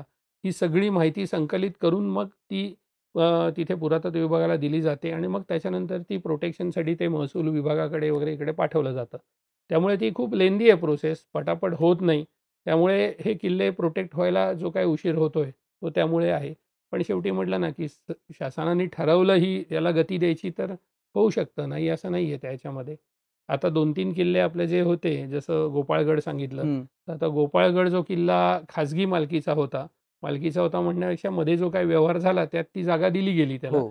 पण आता त्या किल्ल्यावरती तिथे आत जायला लोकांना परवानगी आहे. मध्ये काही काळ तिथे जाऊ देत नव्हतं, कारण ती खाजगी जागा असल्यामुळे.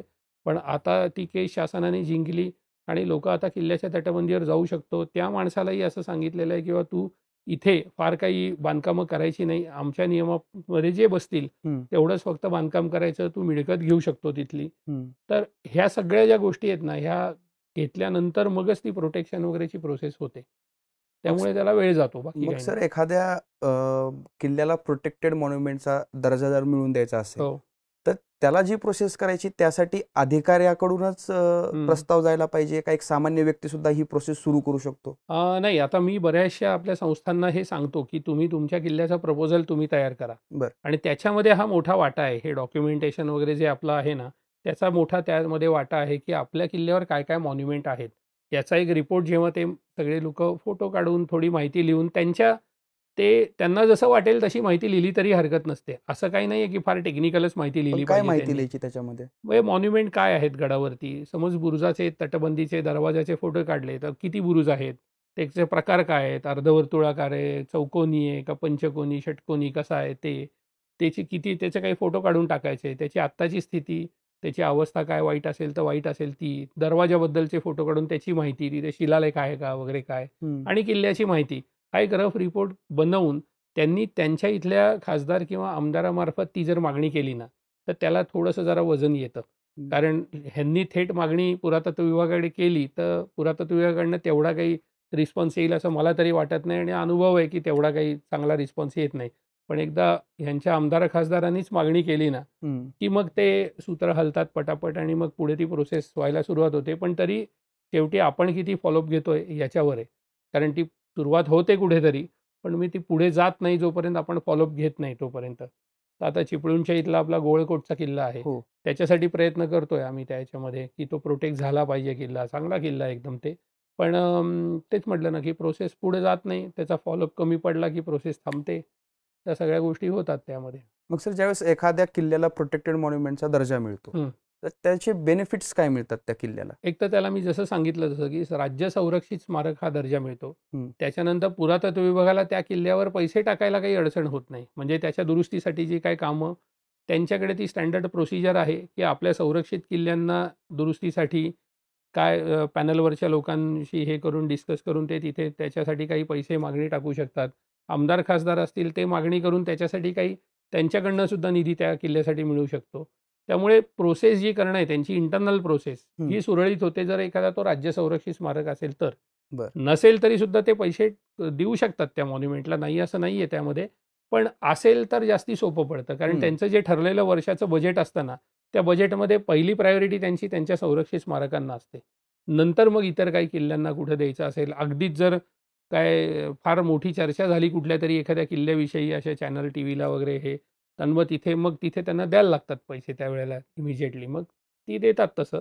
पण पहिली प्रायोरिटी त्यांची ऑब्व्हियसली त्यांच्या स्मारकांनाच असणार ना. त्यामुळे बरोबर. म्हणून ते राज्य संरक्षित झालेलं कधीही चांगलं.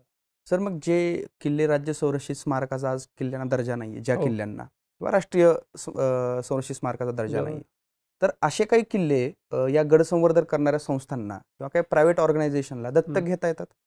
दत्तक घेण्यासाठी एक खरं प्रोसेस शासनाची होती. पण त्या प्रोसेसमधनं एकच व्यक्तीनी म्हणजे एकाच कंपनीने तो दत्तक घेतला. तो म्हणजे नळदुर्ग किल्ला. नळदुर्ग किल्ला. त्याला डिपॉझिट त्यावेळेला होतं ₹25,00,000. बापरे! त्यावेळी म्हणजे हो, 2015च्या हो. सुमारास. हो. त्याच्या नंतर थोडंसं त्याच्यावर बरंच काम करून पुरातत्व विभागातले जे उपसंचालक होते त्यांनी आणि आम्ही सगळ्यांनी बसून एक प्रपोजल तयार केलं होतं आणि ते पाठवलेलं होतं याच्याकडे मंत्र्यांकडे पुढे हे काय फायनल सँक्शन होण्यासाठी म्हणून, की त्याच्यामध्ये आम्ही डिपॉझिट शून्य करून दिलेलं होतं. बरं. आणि मग त्यात असं सांगितलं होतं, की एखाद्या संस्थेला किल्ला दत्तक देताना आपण 1 वर्ष द्यायचा दत्तक. हं. त्यांना कामाची पद्धत सांगायची, काय करायचं आहे, काय नाही ते. पैसे त्यांनी आणायचे कामासाठी, जे काय असतील ते. राज्य संरक्षित असेल तर शासन देणार पैसे त्याच्यामध्ये. पण हे असं करून त्यांचं 1 वर्ष ते कसा किल्ला मेंटेन करतायत हे बघायचं आणि मग त्यांचं रिन्यू करायचं पुढे अजून 1 वर्ष. व्यवस्थित चाललं असेल तर पुढे 2-2 वर्षाचं रिन्यू करून त्यांना आपण देऊ शकतो या ह्याच्यामध्ये. तर अशी एक प्रोसेस आणलेली होती, पण ती काही पुढे झाली नाही त्यामध्ये. पण अशा पद्धतीचं काहीतरी जर आणलं ना, तर ते किल्ले दत्तक घेता येतील लोकांना आणि त्या पद्धतीने कामही चांगलं होईल खरं तर. पण पुढे आता शेवटी म्हटलं ना, की हे शेवटी शासनाच्या इच्छेवर आहे, की त्यांनी असं करायचं का नाही करायचं त्यामध्ये. परत ह्या सगळ्यासाठी मी म्हटलं ना, की एक मॉनिटरिंग कमिटी असली पाहिजे हो. कुठेतरी, की हे सगळं काम नीट चाललंय, हे पाहायला कोणीतरी असलं पाहिजे त्याच्यामध्ये. म्हणजे बऱ्याचशा आत्ता महाराष्ट्र शासनाच्या सुद्धा वेगवेगळ्या किल्ल्यांवरती आत्ता जी कॉन्झर्वेशनची कामं होतात, त्या कामावरही कोणतीही मॉनिटरिंग कमिटी नाही. बरं. त्याच्यामुळे होतं असं, की त्या कामाबद्दलही अनेक लोकांच्या तक्रारी असतात, की हे काम बरोबर झालं नाही, ते झालं नाही ते. पण मग अशा वेळी एक जी गडसंवर्धन समिती शासनाने फॉर्म केलेली आहे, त्या अशा गडसंवर्धन समितीच्या लोकांना नुसतंच बसवण्यापेक्षा ह्या अशा कामांना लावलं पाहिजे हो. किंवा ही कामं त्यांनी केली पाहिजेत आणि ही जबाबदारी त्यांना दिली पाहिजे आधी. कारण त्यांना काही अधिकारच नसतील असं काही मॉनिटर करण्याचे, तर ते तरी काय करणार शेवटी. त्यामुळे असे कुठेतरी अधिकार देऊन त्यांचा वापर केला पाहिजे ना शेवटी. नुसत्याच कमिट्या करून, कमिट्यांमध्ये माणसं बसवून त्यांनी काय होणार नाही आहे, साध्य काहीच होणार नाही आहे आपल्याला. जे आहे त्या माणसाचं पोटेन्शियल तुम्ही वापरलत तर चांगलंही काम होईल त्याच्यामध्ये. कारण बरोबर. अनेक म्हणजे प्रॉब्लेम हाच आहे परत म्हटलं ना, की कॉन्झर्वेशनचं काम करणारा एखादा कॉन्ट्रॅक्टर असेल, तर त्या कॉन्ट्रॅक्टरला गडावरती फांजी म्हणजे काय हे माहीत नसतं. ते सांगणारा कोण असेल, तर मग ह्या गडसंवर्धनमधला कोणतरी माणूस असेल, की जो त्याला सांगू शकतो. तर तो आणि तो ह्याचा कधी कॉन्टॅक्टच होत नाही एकमेकांशी. त्यामुळे तो त्याला पाहिजे तसं बांधतो किंवा हा ह्याला पाहिजे तसं. ह्याला तर काही हे झाल्यावरच कळतं, की अरे हे असं झालेलं आहे आणि मग तो नंतर टीका करतो. त्यामुळे लोकांना वाटतं हे फक्त टीका करतात. त्यांना वाटतं आम्ही एवढं गडावर काम करतो आणि हे आमच्यावर टीकाच करतात नुसतं. पण असं नाही आहे ना शेवटी, बरोबर. की काम तर व्यवस्थित झालं पाहिजे. ही मागणी हो. काही चुकीची नाही ना हो. त्यामध्ये. हो. तर थोडं कोऑर्डिनेशन झालं पाहिजे. त्यांनी काम करण्यापूर्वी समजावून सांगितलं पाहिजे, की आपल्याला काय काम करायचं आहे. अगदी आपल्या संस्थेमधल्या लोकांनाही, दुर्ग संवर्धनवाल्या सगळ्या लोकांनाही समज आता आपण एक सिंहगडावर कोणतरी काम करतंय आणि सिंहगडावर काम चालू आहे कॉन्झर्वेशनचं. तर त्या कॉन्झर्वेशनचा जो पॅनलवरचा आर्किटेक्ट आहे त्यांनी येऊन ह्या संवर्धन करणाऱ्या संस्थांशी बोललं पाहिजे की आम्ही हे करणार आहे, ते करणार आहे, हे ते सांगू शकतील काहीतरी. त्याच्यातनं एखादं चांगलं सजेशन त्यांच्याकडनं येऊ शकतं ना संवर्धन करणाऱ्या लोकांकडनं. बरोबर. तर हे जर सांगितलं तर ते होईल ना सगळं. हे कोऑर्डिनेशन नाही आज ती अडचण आहे. त्यामुळे हे सगळे प्रॉब्लेम होतात. काही ठिकाणी कामं चाललेली आहेत पण ती जास्ती करून सुशोभीकरणाचीच होतात. प्रत्यक्ष टेक्निकल कामं फार कमी होतात की एखाद्या किल्ल्याची भिंत तटबंदी प्रिझर्व्ह करणं, तटबंदीची भिंत दुरुस्त करणं वगैरे हे कमी होतं. ती भिंत पाडून नवीन भिंत बांधणं हे सर्रास चालतं. हो. पण नवीन बांधकाम करायला डोकं लागत नाही तुम्हाला फारसं. बरोबर. ते म्हणजे आपले PWDचे लोकसुद्धा नवीन बांधकाम करतात. पण जुनं बांधकाम प्रिझर्व्ह करायला स्किल लागतं तुम्हाला आणि ते स्किलवाली माणसं आपण घेतली पाहिजेत आणि ते कामं केली पाहिजेत.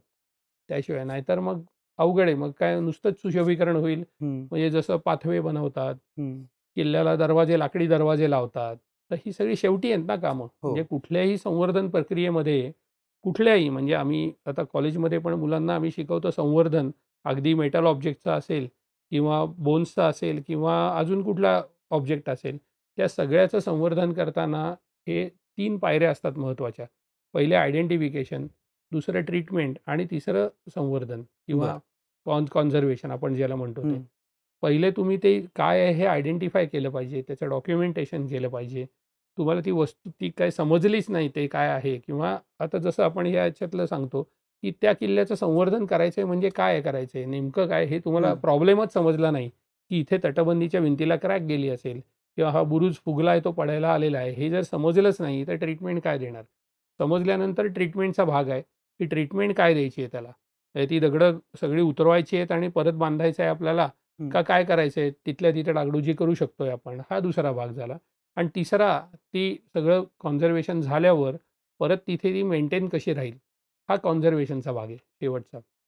आणि त्याच्यानंतर जे येतं ते सुशोभीकरण आहे. गडावर लॉन लावणं असेल, काय गवत लावणं, झाडं लावणं असेल किंवा काय तेच जसं पाथवे बांधणं असेल, रेलिंग उभं करणं असेल कुठे किंवा काय आर्टिफिशियल नवीन दरवाजे लावणं असेल.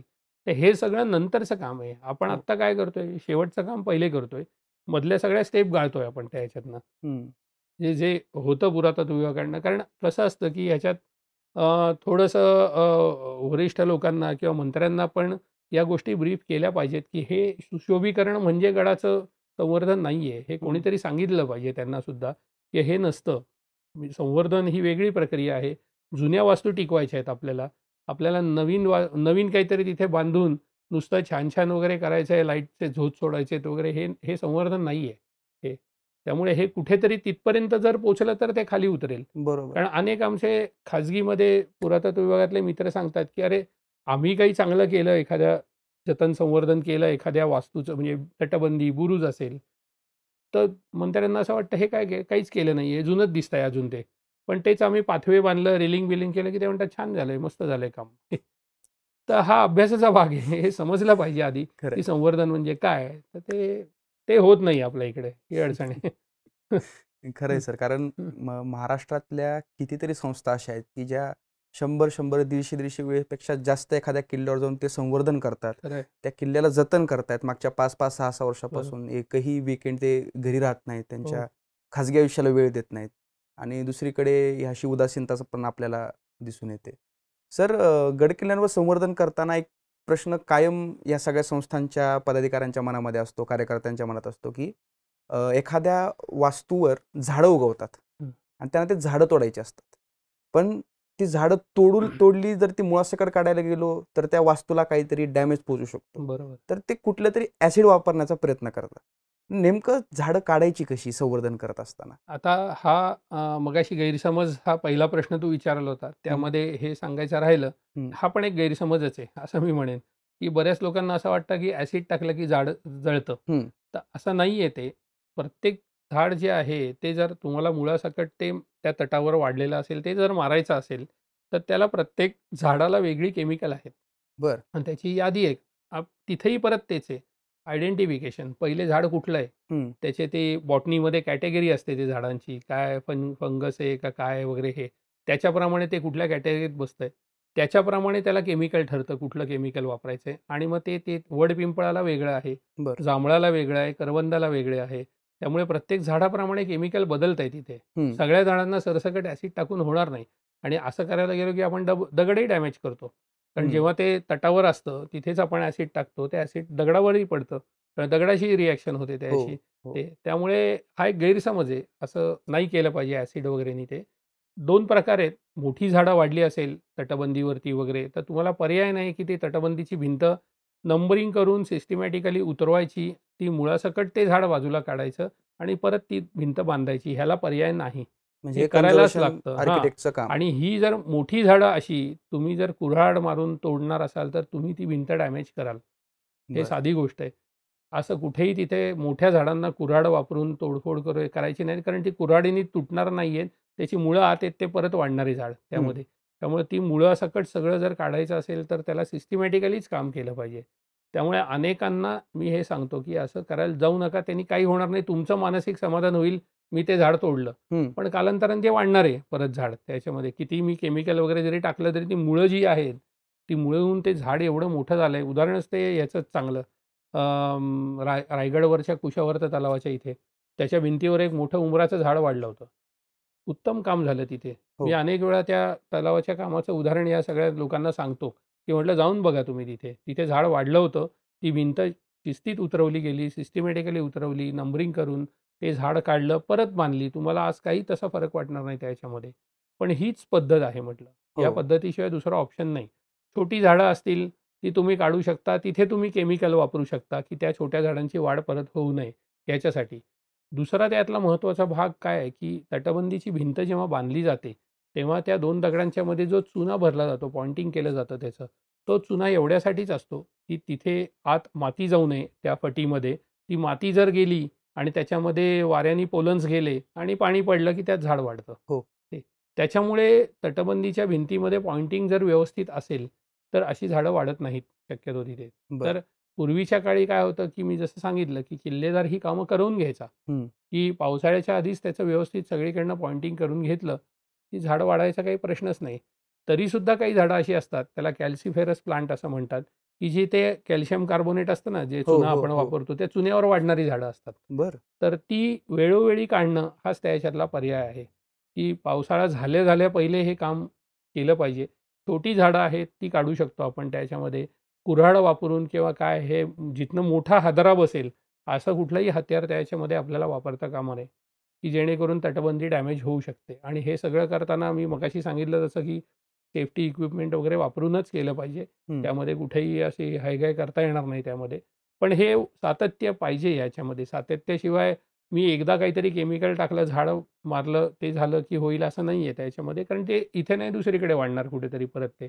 त्यामुळे कंटिन्युअस प्रोसेस आहे क्लिनिंगची ती आणि याच पद्धतीने झाली पाहिजे ती. सर ही जी झाडं आहेत, तुम्ही जसं म्हणलात की त्याची एक यादी आहे, हो. तर ती यादी कुठे मिळेल? ती माझ्या दुर्ग संवर्धन पुस्तकामध्ये मी टेबलच दिलेलं आहे. बरं. त्याच्यामध्ये त्याची बॉटॅनिकल नेम असतात त्याची, ती सगळी दिली आहेत. शिवाय आपली मराठीतली नावं दिली आहेत. काय किती प्रकारची झाडं शक्यतो सह्याद्रीमध्ये आपल्या तटावर वाढतात, हम्म. हे एक ऑब्झर्व्ह केलं आहे. आणि ते करून त्याची मी म्हणून अनेक वेळा लोकं फोन करतात मला, तेव्हा मी त्यांना सांगतो, की ते झाड कसलं आहे सांगा मला. हम्म. ते सांगता येत नाही त्यांना. म्हटलं तुम्ही कोणाला तरी विचारा म्हटलं, ओळखा म्हटलं ते झाड. मराठीतलं नाव सांगा म्हटलं. मी ते बघून मी त्यांना सांगू शकतो ना, की अरे अच्छा हे आहेत का, की काय आहे? जांभूळ आहे. मग जांभळाला तुम्ही हे केमिकल वापरा. मग ती कुठल्याही गावामध्ये जिथे खतं वगैरे मिळतात, त्याचं हम्म. जे दुकान असतं, तिथे त्यांच्याकडे ती फवारणीची केमिकल मिळतात त्याच्यामध्ये. बरोबर. ती फवारणीची केमिकल घेऊन ते करू शकतात त्यामध्ये. तर या संवर्धन करणाऱ्या संस्थांवर एक आणखीन प्रॉब्लेम त्यांच्यासमोर एक असतो, की सॉईल कन्झर्वेशनचा. हं. गडावरची माती कन्झर्व केली पाहिजे. ती नक्की का करावी? गडावरची जी माती आहे, तिचं या गडाच्या अस्तित्वाशी किंवा त्या तटबंदीच्या अस्तित्वाशी नेमकं काय रिलेशन आहे? काय नेमकं त्याचं महत्त्व आहे? आता हे आर्किओलॉजीचा भाग आहे तसं बघायला गेलं तर हा, हं. की कुठेही आपल्याला गडावरची जी काही माती असेल ती इकडची उचलून तिकडे टाकली वगैरे असं करणं हे योग्य नाही. कारण गडाचा जेव्हा अभ्यास केला जातो किंवा तिथे एखादं पुरातत्वीय उत्खनन होतं, हं. तेव्हा तुम्ही इकडची माती तिकडे टाकली तर त्या एकूण उत्खननामधल्या त्या जो कॉन्टेक्स्ट असतो तो मातीचे जे थर तयार होतात, हं. त्या थराचा कॉन्टेक्स्टच बदलून जातो काहीतरी. तुम्ही इकडची माती इकडे कुठेतरी टाकलीत तर. त्याच्यामुळे शक्यतो गडावरची माती उचलून इकडची तिकडे टाकली हा प्रकार करायचा नाही. मी ह्याचंही सांगतो, गाळाची जी माती काढतात टाक्यातनं, हो. ती सुद्धा तुम्ही लक्षात ठेवा. त्याची नोंद करा, की ती गाळाची माती कुठे वापरली तुम्ही, किंवा गडाच्या कुठल्या भागामध्ये टाकली आहे त्याचीही नोंद असली पाहिजे तुमच्याकडे. कारण आज नाही उद्या 25 वर्षानंतर एखादं उत्खनन करायला गेला गडावरती, तर त्याला माहिती पाहिजे ना की ह्या भागामध्ये ही गाळातली माती टाकलेली आहे. नाहीतर त्याला प्रश्न पडेल, अरे ही वेगळ्या रंगाची ही माती इथे आली कशी या ह्याच्यामध्ये. तर ह्याच्यासाठी म्हणून ती माती इकडची तिकडे गडावरची हलवू नये शक्यतो. त्यामध्ये ती हलवली नाही तर गडाचा कॉन्टेक्स्ट राहतो व्यवस्थित त्याच्यामध्ये. आणि बाकी त्याचं कॉन्झर्वेशन असं काही वेगळं आपल्याला नाही करता येत त्या मातीचं. एवढंच प्रिकॉशन घेऊ शकतो की ती माती गडावरची गडावर राहील व्यवस्थित. त्या मातीवर काय झाडं लावायची असतील ती लावू शकता तुम्ही झाडं, पण ते झाडं लावायच्या संदर्भामध्ये पण आज्ञापत्रामध्ये असं सांगितलेलं आहे की गडाच्या पायथ्याला उंच झाडं, मधल्या भागामध्ये मध्यम झाडं आणि वरती छोटी झाडं, हे झाडं लावायची सिस्टीम सांगितली. त्याच सिस्टीमनी झाडं लावली पाहिजेत. आपण विचार करतो की गडावर वड पिंपळ असला पाहिजे वगैरे हे ते, पण नाही आहे तसं नियम, म्हणजे दिलेलंच आहे आज्ञापत्रात. तसं नसलं पाहिजे, कारण शेवटी तो गडावरच्या बांधकामामध्ये घुसणार सगळीकडे. बरोबर बरोबर. त्यामुळे कुठली झाडं लावायची हे सुद्धा थोडा विचार करून गडावर लावली पाहिजेत झाडं. सर 2016-17ची गोष्ट आहे. आपली पेपरला एक बातमी आली होती की आपण ढवळगड नावाचा एक किल्ला शोधला आणि त्याच्यावरून पण बऱ्याच गोष्टी त्यावेळेस घडल्या होत्या. त्याच्या मागे खूप मोठं बॅकग्राऊंड पण आहे.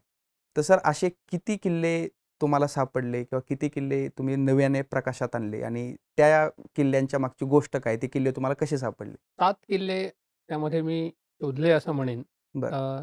त्यात सर्वात पहिला 2006ला पन्हाळघर नावाचा किल्ला होता. त्यानंतर मग शिवाजी महाराजांचाच किल्ला म्हणजे मोहनगड. त्यानंतर रत्नागिरी जिल्ह्यामध्ये 3 किल्ले आहेत, माणिकदुर्ग, कासारदुर्ग आणि गुढे.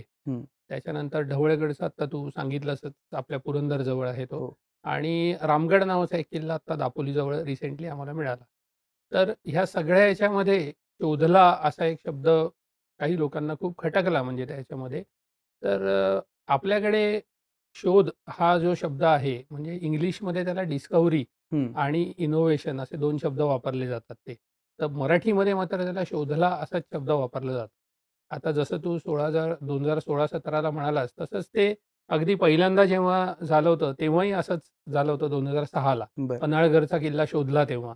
तर ते तिथे एकानी वाचकांच्या पत्रव्यवहारामध्ये लिहिलं होतं की नाही, मी त्या डोंगरावर कायम जात होतो. एक गृहस्थ होते, ते होते पालघरचे. आणि ते तिथे खालती पायथ्याला एक इंजिनिअरिंग कॉलेज आहे त्या पन्हाळगड किल्ल्याच्या पायथ्याला. तिथे ते शिकवायला होते ते, आणि एकटे राहत होते. ते संध्याकाळी फिरायला म्हणून डोंगरावर जायचे ते तिकडे. तर ते तर रोज संध्याकाळी तिकडे फिरायला जायचे. पण मग हे जेव्हा ऐकलं तेव्हा ते म्हणाले, अरे मी रोज जातोय, तुम्ही कसं म्हणता काय शोधला वगैरे हे ते.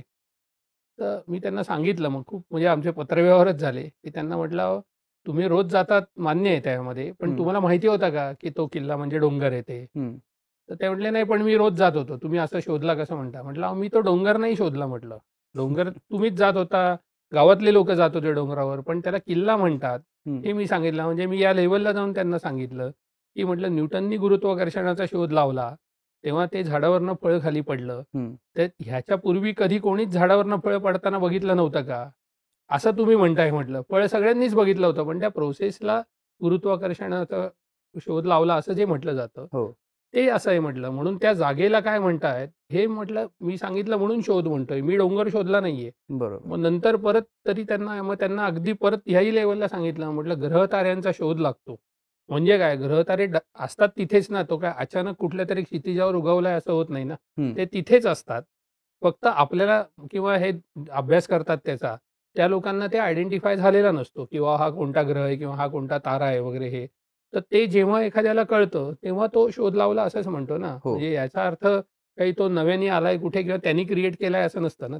तसंच किल्ल्याचं आहे की तो डोंगर आहे तिथे, ती जागा तिथे आहे, पण तिथे असलेले अवशेष हे त्या किल्ल्याचे आहेत हे जेव्हा आपण सांगतो तेव्हा त्याला कुठेतरी आपण किल्ल्याचा शोध असं म्हणू शकतो त्यामध्ये. कारण ह्याला दुसरा पर्यायी शब्द मला तरी काही दिसत नाहीये याच्यामध्ये, की मग काय म्हणायचं त्याला, की त्या किल्ला ती जागा आयडेंटिफाय केली म्हणायचं, मराठीत काय म्हणायचं या सगळ्या याला. बरोबर. त्यामुळे म्हणजे याच्यात आपण डिस्कव्हरी हे वापरतोच. डिस्कव्हरी, इनोव्हेशन, म्हणजे दिव्याच्या बल्बचा शोध हे इनोव्हेशन आहे हे, पण ती डिस्कव्हरी नाहीये. ते ही जी आहे ती डिस्कव्हरी आहे. त्या डिस्कव्हरीला शोधच म्हटलं जातं. तर हा पहिला किल्ला जेव्हा मी जो मला ॲक्सिडेंटली सापडला असं मी म्हणेन त्यामध्ये, तर तो किल्ला पाहताना ॲक्च्युअली माझं असं कधी काही डोक्यामध्ये नव्हतं की आपल्याला काहीतरी जाऊन किल्ला शोधायचा आहे कुठला किंवा काय. चौल जे आहे अलिबागच्या इथे, तिथे आमचं डेक्कन कॉलेजतर्फे उत्खनन चालू होतं खूप वर्ष 2004 पासनं. मी 2006-07ला तिथे जॉइन झालो त्यामध्ये.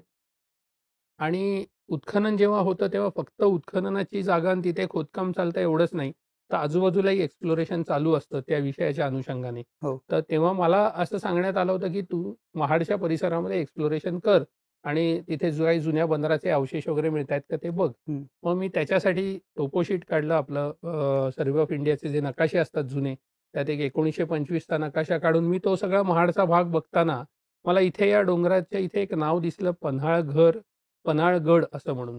इंग्लिशमध्ये ते GARH करतात हो. गडाचा अर्थ. हो. तर मला ते असं वाटलं हा इथे कुठला पन्हाळगड आलाय, की जो बघितला नाही मी किंवा हं. कोणाच्याकडनं ऐकलंही नाही, की इथे पन्हाळगड नावाचा किल्ला आहे.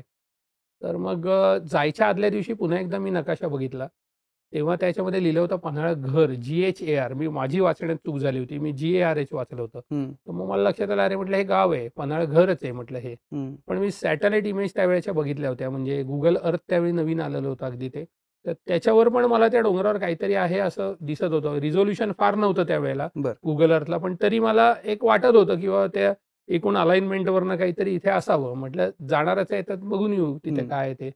म्हणून मी त्या गावात गेलो, पन्हाळघर गावामध्ये. गावातल्या लोकांशी जरा बोललो. त्या गावातल्या लोकांना विचारलं काय आहे का? तुम्हाला माहिती आहे आपल्याला पटकन हो. गेल्यावर कोणीच माहिती देत नाही तशी. हो. त्यामुळे ते फार कोणी इंटरेस्टेड नव्हते. मग मी त्यांना तो नकाशा काढून दाखवला. तो 1925 सालचा नकाशा ब्रिटिशांनी बनवलेला वगैरे तो नकाशा पाहिल्यावर मात्र ते म्हणजे त्यांना इंटरेस्ट नकाशात होता. हं. कारण त्यांच्या गावातल्या काही जमिनींचे किंवा याचे वादविवाद वगैरे होते. ते म्हणाले आम्हाला हा नकाशा पाहिजे. तर ते मागच लागले नकाशा पाहिजे. म्हटलं मला माहिती तरी सांगा. ते म्हटले नकाशाची झेरॉक्स दिल्याशिवाय काही सांगणार नाही आम्ही. अरे बापरे! मग त्यांच्यातल्या एकाला बाईकवर बसवलं मागे, माणगावला गेलो. झेरॉक्स काढून आणली, त्यांना दिलं. म्हटलं, "मग आता तरी सांगा." तर ते म्हटले, "नाही, काही नाही आहे त्या डोंगरावर." हे तो जो डोंगर होता तिथे. म्हटलं, "अहो, काहीतरी असेल, तुम्ही जाताय एवढ्या वेळेला." ते म्हटले, "नाही, काही नाही. काहीतरी देवाचं ठाणं वगैरे हं. काहीतरी." नाहीच म्हणाले. म्हटलं, "बरं, मग कोणी तुमच्या इथला एखादा वयोवृद्ध माणूस आहे का, की जो आपल्याला माहिती दिली याची?" हं. मग त्यांनी एका माणसाचं नाव घर दाखवलं, त्याचं नाव सांगितलं. तो 91 वर्षाचा माणूस होता.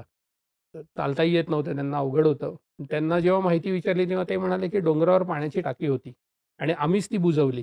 याचं कारण गडावरती आमची गुरं जी आम्ही घेऊन जायचो ती पाण्याच्या टाक्यात पडायची. बरं. म्हणून आम्ही माती टाकून बुजवून टाकली ती.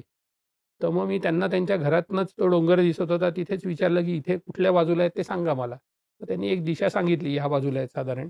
तर तिथे गेलो तेव्हा तिथे ती 3 पाण्याची टाकी आधी मिळाली हं. आणि अजून 3 टाकी बाकी एकदा मिळाल्यानंतर मग एक्सप्लोरेशन कसं करायचं याचा अंदाज आला. हं. ते करता अजून 3 पाण्याची टाकी मिळाली.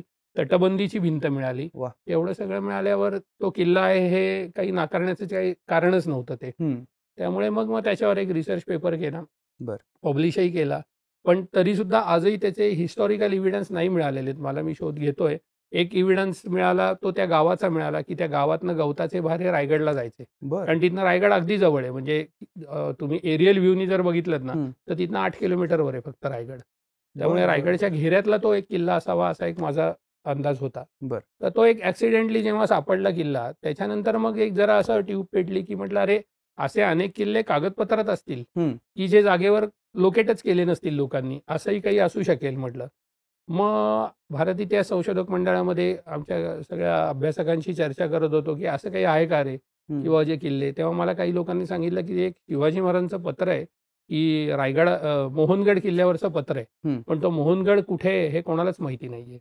तर तो बघ तू काय करता येईल का त्याच्यात. तर मग मी ते पत्र काढून वाचलं. शिवाजी सोविनियर नावाचं पुस्तक आहे त्यात ते छापलेलं आहे पत्र. हं. तर ते वाचल्यावर मला 2-3 वेळा वाचलं मी, की ह्याच्यात काही क्लू मिळतोय का आपल्याला हं. ह्याच्यामध्ये. तर त्यात महाराजांनी असं लिहिलं होतं, की ह्या किल्ल्याचं नाव पूर्वी जासलोडगड होतं हं. आणि तो गड ऊस पडलाय म्हणजे ओस पडलेला आहे आणि त्या गडावरती 25 माणसं पाठवा, तिथे अलंगा बांधा, किल्लेदाराला घर बांधा वगैरे सगळं दिलेलं आहे त्यांनी त्याच्यात आणि या किल्ल्याचं नाव मोहनगड ठेवा, असं त्यांनी लिहिलेलं होतं त्या बरं. पत्रामध्ये. पण पत्रामध्ये मला एक क्लू असा सापडला, की दुसऱ्या ओळीत असं लिहिलं होतं, की जासलोडगड हिरडस मावळमध्ये आहे. हं. हा एक क्लू होता, की हा किल्ला हिरडस मावळ नावाच्या भागात आहे. आता हिरडस मावळ ही टर्म आज वापरली जात नाही. पण शिवकाळात हिरडस मावळ म्हणजे हिरडोशी नावाचं म्हणजे हो भोरच्या जवळ वरंदा घाटाचा जो भाग आहे आजचं नीरा देवघर धरणाचं बॅकवॉटर, बरोबर. हा म्हणजे हिरडस मावळ होता. हो. आणि तिथे हिरडोशी गावही आहे अजूनही ते. तर ते हे तर माहिती होतं मला, कारण काय शेवटी इतिहासाचंच वाचन चालू होतं त्यामुळे. मग मी ठरवलं की आपल्याला आता हिरडस मावळ सगळं पिंजून काढायचं आहे. म्हणजे नीरा देवघर धरणाचं जे बॅकवॉटर आहे हं. त्याच्या डावी आणि उजवीकडचे जे काय डोंगर आहेत ते सगळे डोंगर आपण बघितले की त्यात कुठेतरी आपल्याला सापडणार, बाकी काय बघायची गरज नाही. त्यामुळे एकदा ठरवलं की हे पाहायला सुरुवात करायची. मग हं. काय जॉब करता करता रविवारी जसं वेळ मिळेल हं. तसं मी आपलं रोज दर रविवारी एक डोंगर फिरायचो. असं करत करत 1.5 वर्ष गेली. कारण काय दर रविवारी बापरे! काही शक्य होत नव्हतं जाणं आपल्या जॉब आणि हे सांभाळून. तर 1.5 वर्ष ते सगळे डोंगर फिरत गेलो. त्याच्यात उद्देश एकच होता, आर्किओलॉजी शिकलो होतो. त्याचा हो. फायदा मला तिथे झाला, की वरती आपल्याला नुसतं वरती माणसाच्या अस्तित्वाचे पुरावे शोधायचे आहेत. म्हणजे काय, तिथे जर किल्ला असेल तर एक तट बुरुज तरी असतील. बरोबर. ते नसेल तरी माणसं राहिल्याचे पुरावे म्हणजे खापरं मिळतील तिथे. हो. कारण मडकी पाण्याची टाकी असतील तिथे काहीतरी आणि वर जायला ॲक्सेस असेल हं. काहीतरी. तर हे सगळं कुठल्या डोंगरावर आहे, तो डोंगर म्हणजे किल्ला असणार. हं. मग हे 1.5 वर्ष फिरून झाल्यानंतर जेवढे डोंगर आयडेंटिफाय केले होते, त्यातले 2 जागा या माझ्या डोळ्यासमोर होत्या, की ह्यातलं एक असू शकतं. एक म्हणजे घेवडेश्वराचा डोंगर आहे, हं. भोरच्या जवळ. आणि एक आत्ता जी मी जागा सांगितली शिरगाव म्हणजे घाटमाथ्याच्या जवळ आहे, वरंदा घाटाच्या हो. इथे, ती जागा जननी देवीचं मंदिर म्हणतात त्याला. पण जास्तीत जास्त पुरावे हे त्या जननी देवीच्या मंदिराच्याच डोंगरावरती होते. कारण घेवडेश्वराचं पठार खूप मोठं होतं. हं. 25 माणसं हँडल करतील एवढी ती काही जागा छोटी नव्हती. हं. त्यामुळे त्या पत्राचाही एक आधार घेतला. पण ही जागा मात्र तशी होती. इथे 5 पाण्याची टाकी मिळाली. बांधकाम केलेल्या पायऱ्या मिळाल्या, बांधलेल्या पायऱ्या, बरं. काही बुजलेल्या पायऱ्या मिळाल्या, काही कातळात खोदलेल्या पायऱ्या मिळाल्या. हं. एक मला कॉईन मिळालं तिथं, कॉपरचं एक कॉईन मिळालं. ते वाचायचा प्रयत्न केला पण पर्शियन होतं हं. आणि खूप झिजलेलं होतं, त्यामुळे वाचता नाही आलं. आणि गडावर वरती भरपूर पॉटरी होती आणि बापरे! वरती एक मंदिर होतं तिथे. हं. तर हे सगळं पाहिल्यानंतर अजून मला एक असा प्रश्न होता, की मग तर किल्लेदाराचा वाडा कुठे आहे तिथे? हं. तर मी जेव्हा गावातल्या लोकांशी बोललो, की हे मंदिर कधी बांधलं, तेव्हा त्यांनी सांगितलं, की गावातलेच एक गृहस्थ आहेत, पुण्याला राहतात. त्यांनी हे 12 वर्षापूर्वी मंदिर बांधलं. हं. मी त्यांच्या घरी गेलो. त्यांना म्हटलं, "ते मला मंदिर बांधायच्या आधी काय स्थिती होती ते मला सांगा" म्हटलं. ते मला डाऊट असा होता, की ह्यांचेच कामगार वर गेले असतील आणि त्यांनीच ते काय मडकी वगैरे नेली हं, असतील आणि ती हं, हं. फुटली आणि त्याचीच खापरं आहेत का काय वगैरे हे. तर असा एक मला शंका होती ही हं. त्याच्यामध्ये. तर मी त्यांच्याशी बोललो, तर ते म्हणाले, "नाही, असं काही नव्हतं. काय आमचे कामगार गेले होते, पण ते काय 2 दिवसात काम करून खाली आलो आणि त्यावेळेला काय मडकी पाण्याची घेऊन जाण्यासारखी काही स्थिती नव्हती. प्लास्टिकच्या बाटल्या होत्या." ही आत्ता हं. 2010ची गोष्ट आहे म्हणाले. 10 किंवा 11ची वगैरे काहीतरी. तर त्यांना म्हटलं, "मग ते वरती तुम्ही मंदिर बांधलं तेव्हा काय स्थिती होती?" ते म्हटले, "तिथे एक चौथारा होता मोठा हं. आणि त्या चौथाऱ्यावरती शेंदूर लावून दगड ठेवले होते आणि त्याला एक छोटं पत्र्याचं अशी शेड केलेली होती. मी आत्ताच्या ज्या मूर्ती आहेत त्या मी बनवल्यात पुण्यात आणि तिथे आणून बसवल्या." तर मग ते लक्षात आलं, की तो जो चौथारा होता, तो हं. जो किल्लेदाराचा वाडा बांधा असं जे सांगितलेलं होतं, त्याचा तो चौथारा होता आणि त्याच्यावरच त्यांनी आता नंतर मंदिर बांधलेलं आहे ते. बरं, बरं. तर ह्या बरेचसे काही एव्हिडन्स तिथे मिळाले. त्यावरनं मी सांगू शकलो, की हा मोहनगड असू शकतो त्याच्यामध्ये. तर हे संशोधन आहे शेवटी हे हो. याच्यामध्ये. म्हणजे मी असं म्हणेन, की अजून पुढे संशोधन करून लोकं काढू शकतात. मी 10 पुरावे काढले. एखाद्याने 20 पुरावे आणले समोर. तर आपण तोही जागा मोहनगड असू शकतो असंही हं. मान्य करू शकतो. असं काही हं. नाहीये. हं. पण बरेचदा स्थानिक लोकांना असं वाटतं, की "अरे, मी तर रोजच जातो ना इथे डोंगरावर. मग हे कसं म्हणतात मी शोधला वगैरे हे." हं. तर ते प्रक्रिया वेगळी आहे ते. रोज जातो याचा अर्थ ती जागा काय होती हे नाही सांगू शकत कोणी बरोबर. त्यामध्ये. मग असंच हे जेव्हा झालं ह्याचाही पेपर प्रेझेंट केला, पब्लिश केला पेपर. त्यानंतर मग एक इंटरेस्टिंग असा रेफरन्स एका ह्याच्यात मिळाला, अंजन वेलची वहिवाट नावाच्या कागदपत्रात. ती कागदपत्र खूप उशिरा म्हणजे वहिवाट जी लिहिली गेली होती, ती अगदी 19व्या शतकात लिहिली होती. बरं. मी ती काही आमच्या अभ्यासकांना दाखवली. ते म्हटले, "नाही, नाही, ही फारच अलीकडची आहे. काय फार महत्त्वाचं नाही." पण त्यात 3 किल्ल्यांची नावं होती. हं. तर ती जी मोडी कागद होती ती दत्तवान पोद्दारांनी ट्रान्सलेट करून मराठीत केली त्यांनी. बरं. तर ती कागदपत्र दत्तवान पोद्दारांचे मित्र होते पुण्यातले. त्यांचं तपकिरीचं दुकान होतं. तिथे पुड्या बांधायला आलेली होती कागदं ती. त्यांना माहिती बापरे! होतं, की हे दत्तवान पोद्दार इतिहासात काम वगैरे करतात. म्हणून त्यांनी त्यांना बोलवून सांगितलं, की "अशी मिळाली आहेत, बघ तुझ्या कामाची आहेत का? मी बांधायला घेऊ." तर त्यांनी ते बघितली. ते म्हटले, "दे इकडे माझ्याकडे." मग त्यांनी पब्लिश केली ती वहिवाट. तर त्या वहिवाटीमध्ये फार ह्याच्यापासून आहे म्हणजे आपल्या विजयनगर साम्राज्याच्या काळापासून तो गुहागरचा भाग कोणाच्या अधिपत्याखाली होता, बरं. काय होता, तिथे वहिवाट कोणाची होती तेव्हापासून, याच्याबद्दलची माहिती आहे. माहिती ढोबळ आहे, त्यातल्या तारखा चुकील्या असतील, पण जागा अचूक आहेत तिथल्या. तर त्यातल्या या 3 ज्या जागा त्यांनी टेंटेटिव्ह दिल्या होत्या ना, त्या तिथे जाऊन लोकेट केल्या आणि तिथे किल्ल्याचे अवशेष मिळाले सगळ्या ठिकाणी. वा. 3 किल्ल्यांची नावं दिली होती त्यांनी. तर ही प्रोसेस अशी मग नंतर चालूच राहिली. मग त्यातनं एखादा किल्ला कागदात मिळतोय का? मग प्रत्यक्ष काय आहे? मग तसंच ढवळगडचंही झालं होतं. ढवळगडचा उल्लेख होता कागदपत्रामध्ये, पण लोकेशन कुठे आहे हे माहीत नव्हतं आपल्याला. रामगडचाही उल्लेख होता, पण लोकेशन माहीत नव्हतं. पालगडच्या शेजारी असून कळत नव्हतं, कारण तट बुरुज जर उभे असतील ना, तर उभे असतील तर कोणीही म्हणेल ना, गावातलाही माणूस म्हणेल की हा किल्ला आहे, मी कशाला सांगायला पाहिजे त्यासाठी. ते दिसत नाहीत म्हणून ते लोकांच्या स्मरणात न जातात आणि मग आपल्यासारखे आर्किओलॉजीचे लोक येऊन त्याचे जे रिमेन्स राहिलेले आहेत ते रिमेन्स पाहून आपण ते आयडेंटिफाय करतो की हा किल्ला आहे का नाही. हो, हो. ही ती प्रोसेस आहे. ही फार इंटरेस्टिंग आहे सर. आणि एका संशोधकासाठी ही फार मोठी गोष्ट असते की काहीतरी नवीन शोध लावून लोकांसमोर मांडणं, लोकांसमोर ते सगळे प्रेझेंट करणं. ॲक्च्युली नाही आहे तसं, कारण तूही आर्किओलॉजी शिकलायस, आता तुला मी वेगळं सांगायची गरज नाही, पण हे किती रुटीन असतं आर्किओलॉजीमध्ये माहिती आहे तुला हे. त्यामुळे हे माझ्यासाठीही काही फार मोठं नाही आहे की शोध हे लोकांना मोठं वाटत असेल, पण मला नाही वाटत हे काय फार मोठा शोध आहे किंवा काय. ही रुटीन सर्वेक्षणाची प्रक्रिया आहे की ज्यातनं आपण जशा आर्किओलॉजिकल साईट शोधतो, हरप्पन साईट शोधतात लोक, अर्ली हिस्टॉरिक साईट शोधतात, तसंच किल्ला शोधलाय. काय वेगळं काही नाही आहे त्यामध्ये. जी सर. सर, आपला आजचा विषय होता दुर्ग संवर्धनाचा. तर आपण पॉडकास्ट एंड करताना या एका प्रश्नाने करू की दुर्ग संवर्धन करणाऱ्या संस्थांना तुम्ही कोणता मोलाचा सल्ला द्याल? सल्ला म्हणजे नियमाने काम करा, हा मी एक सल्ला देईन सर्वात महत्त्वाचा, की कोणी नियमांच्या चौकटीत अडकू नका, हा पहिले महत्त्वाचा आहे.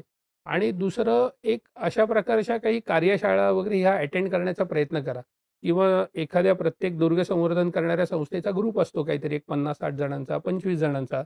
त्या ग्रुपनी काम करण्यापूर्वी काही तज्ज्ञांना बोलवून अशा प्रकारच्या त्यांच्याकडनं खाजगी स्वतःसाठी सुद्धा कार्यशाळा करून घ्याव्यात काम सुरू करण्याच्या आधी. म्हणजे त्यांना प्रत्यक्ष काय करायचं हे समजू शकेल. नाहीतर सुरुवात करताना काहीच माहीत नसतं, मग आता सगळं जे सांगितलं तुला की अशा प्रॉब्लेम होऊ शकतात. त्यामुळे हे करता येणं शक्य आहे. ठीक आहे, आता शासनाकडनं अशा कार्यशाळा होत नाहीयेत, पण आपल्या लेव्हलला आपण करू शकतो आपण असं. किंवा एखादी किल्ल्यावर तुम्ही काम करताय, त्या साईटवर तुम्ही एखाद्या आर्किओलॉजिस्टला बोलवा. तो आर्किओलॉजिस्ट येऊन चांगले सल्ले देतो, तिथे तुम्हाला काहीतरी काय करा सांगतो, त्याच्यामध्ये अँटिक्विटी काय आहेत ते आयडेंटिफाय करून देतो. काय, जसं आता तू स्वतःही सरसगडला त्या लोकांना चांगला सल्ला दिलास त्यामध्ये, तर अशा पद्धतीची कामं हे आर्किओलॉजिस्ट करतात. तुम्ही त्यांना अप्रोच व्हा, त्यांच्याबरोबर काम करा आणि योग्य पद्धतीने भावनिक न होता, कारण भावनिक होऊन इथपर्यंत आलोय आता सायंटिफिकली काम करायचं आहे आपल्याला. करेक्ट. एवढं सर तुम्ही लोकांच्या मनामध्ये जे प्रश्न असतात सर्वसाधारणपणे गड संवर्धन करत असताना, त्यांच्यासमोर ज्या अडचणी असतात आणि त्याच्यावरचे जे काही उपाय आहेत, या सगळ्यावर सर तुम्ही खूप सुंदरपणे माहिती दिली, उत्तरं दिलीत. आणि विशेष गोष्ट अशी आहे की संवर्धनामध्ये काय केलं पाहिजे हे सगळेच सांगतात, काय नाही केलं पाहिजे हे तुमच्यामुळं आज सगळ्यांना समजलं. आणि एवढी माहिती सहज आणि सोप्या शब्दात सांगितली त्याबद्दल तुमचे खूप खूप धन्यवाद सर. धन्यवाद.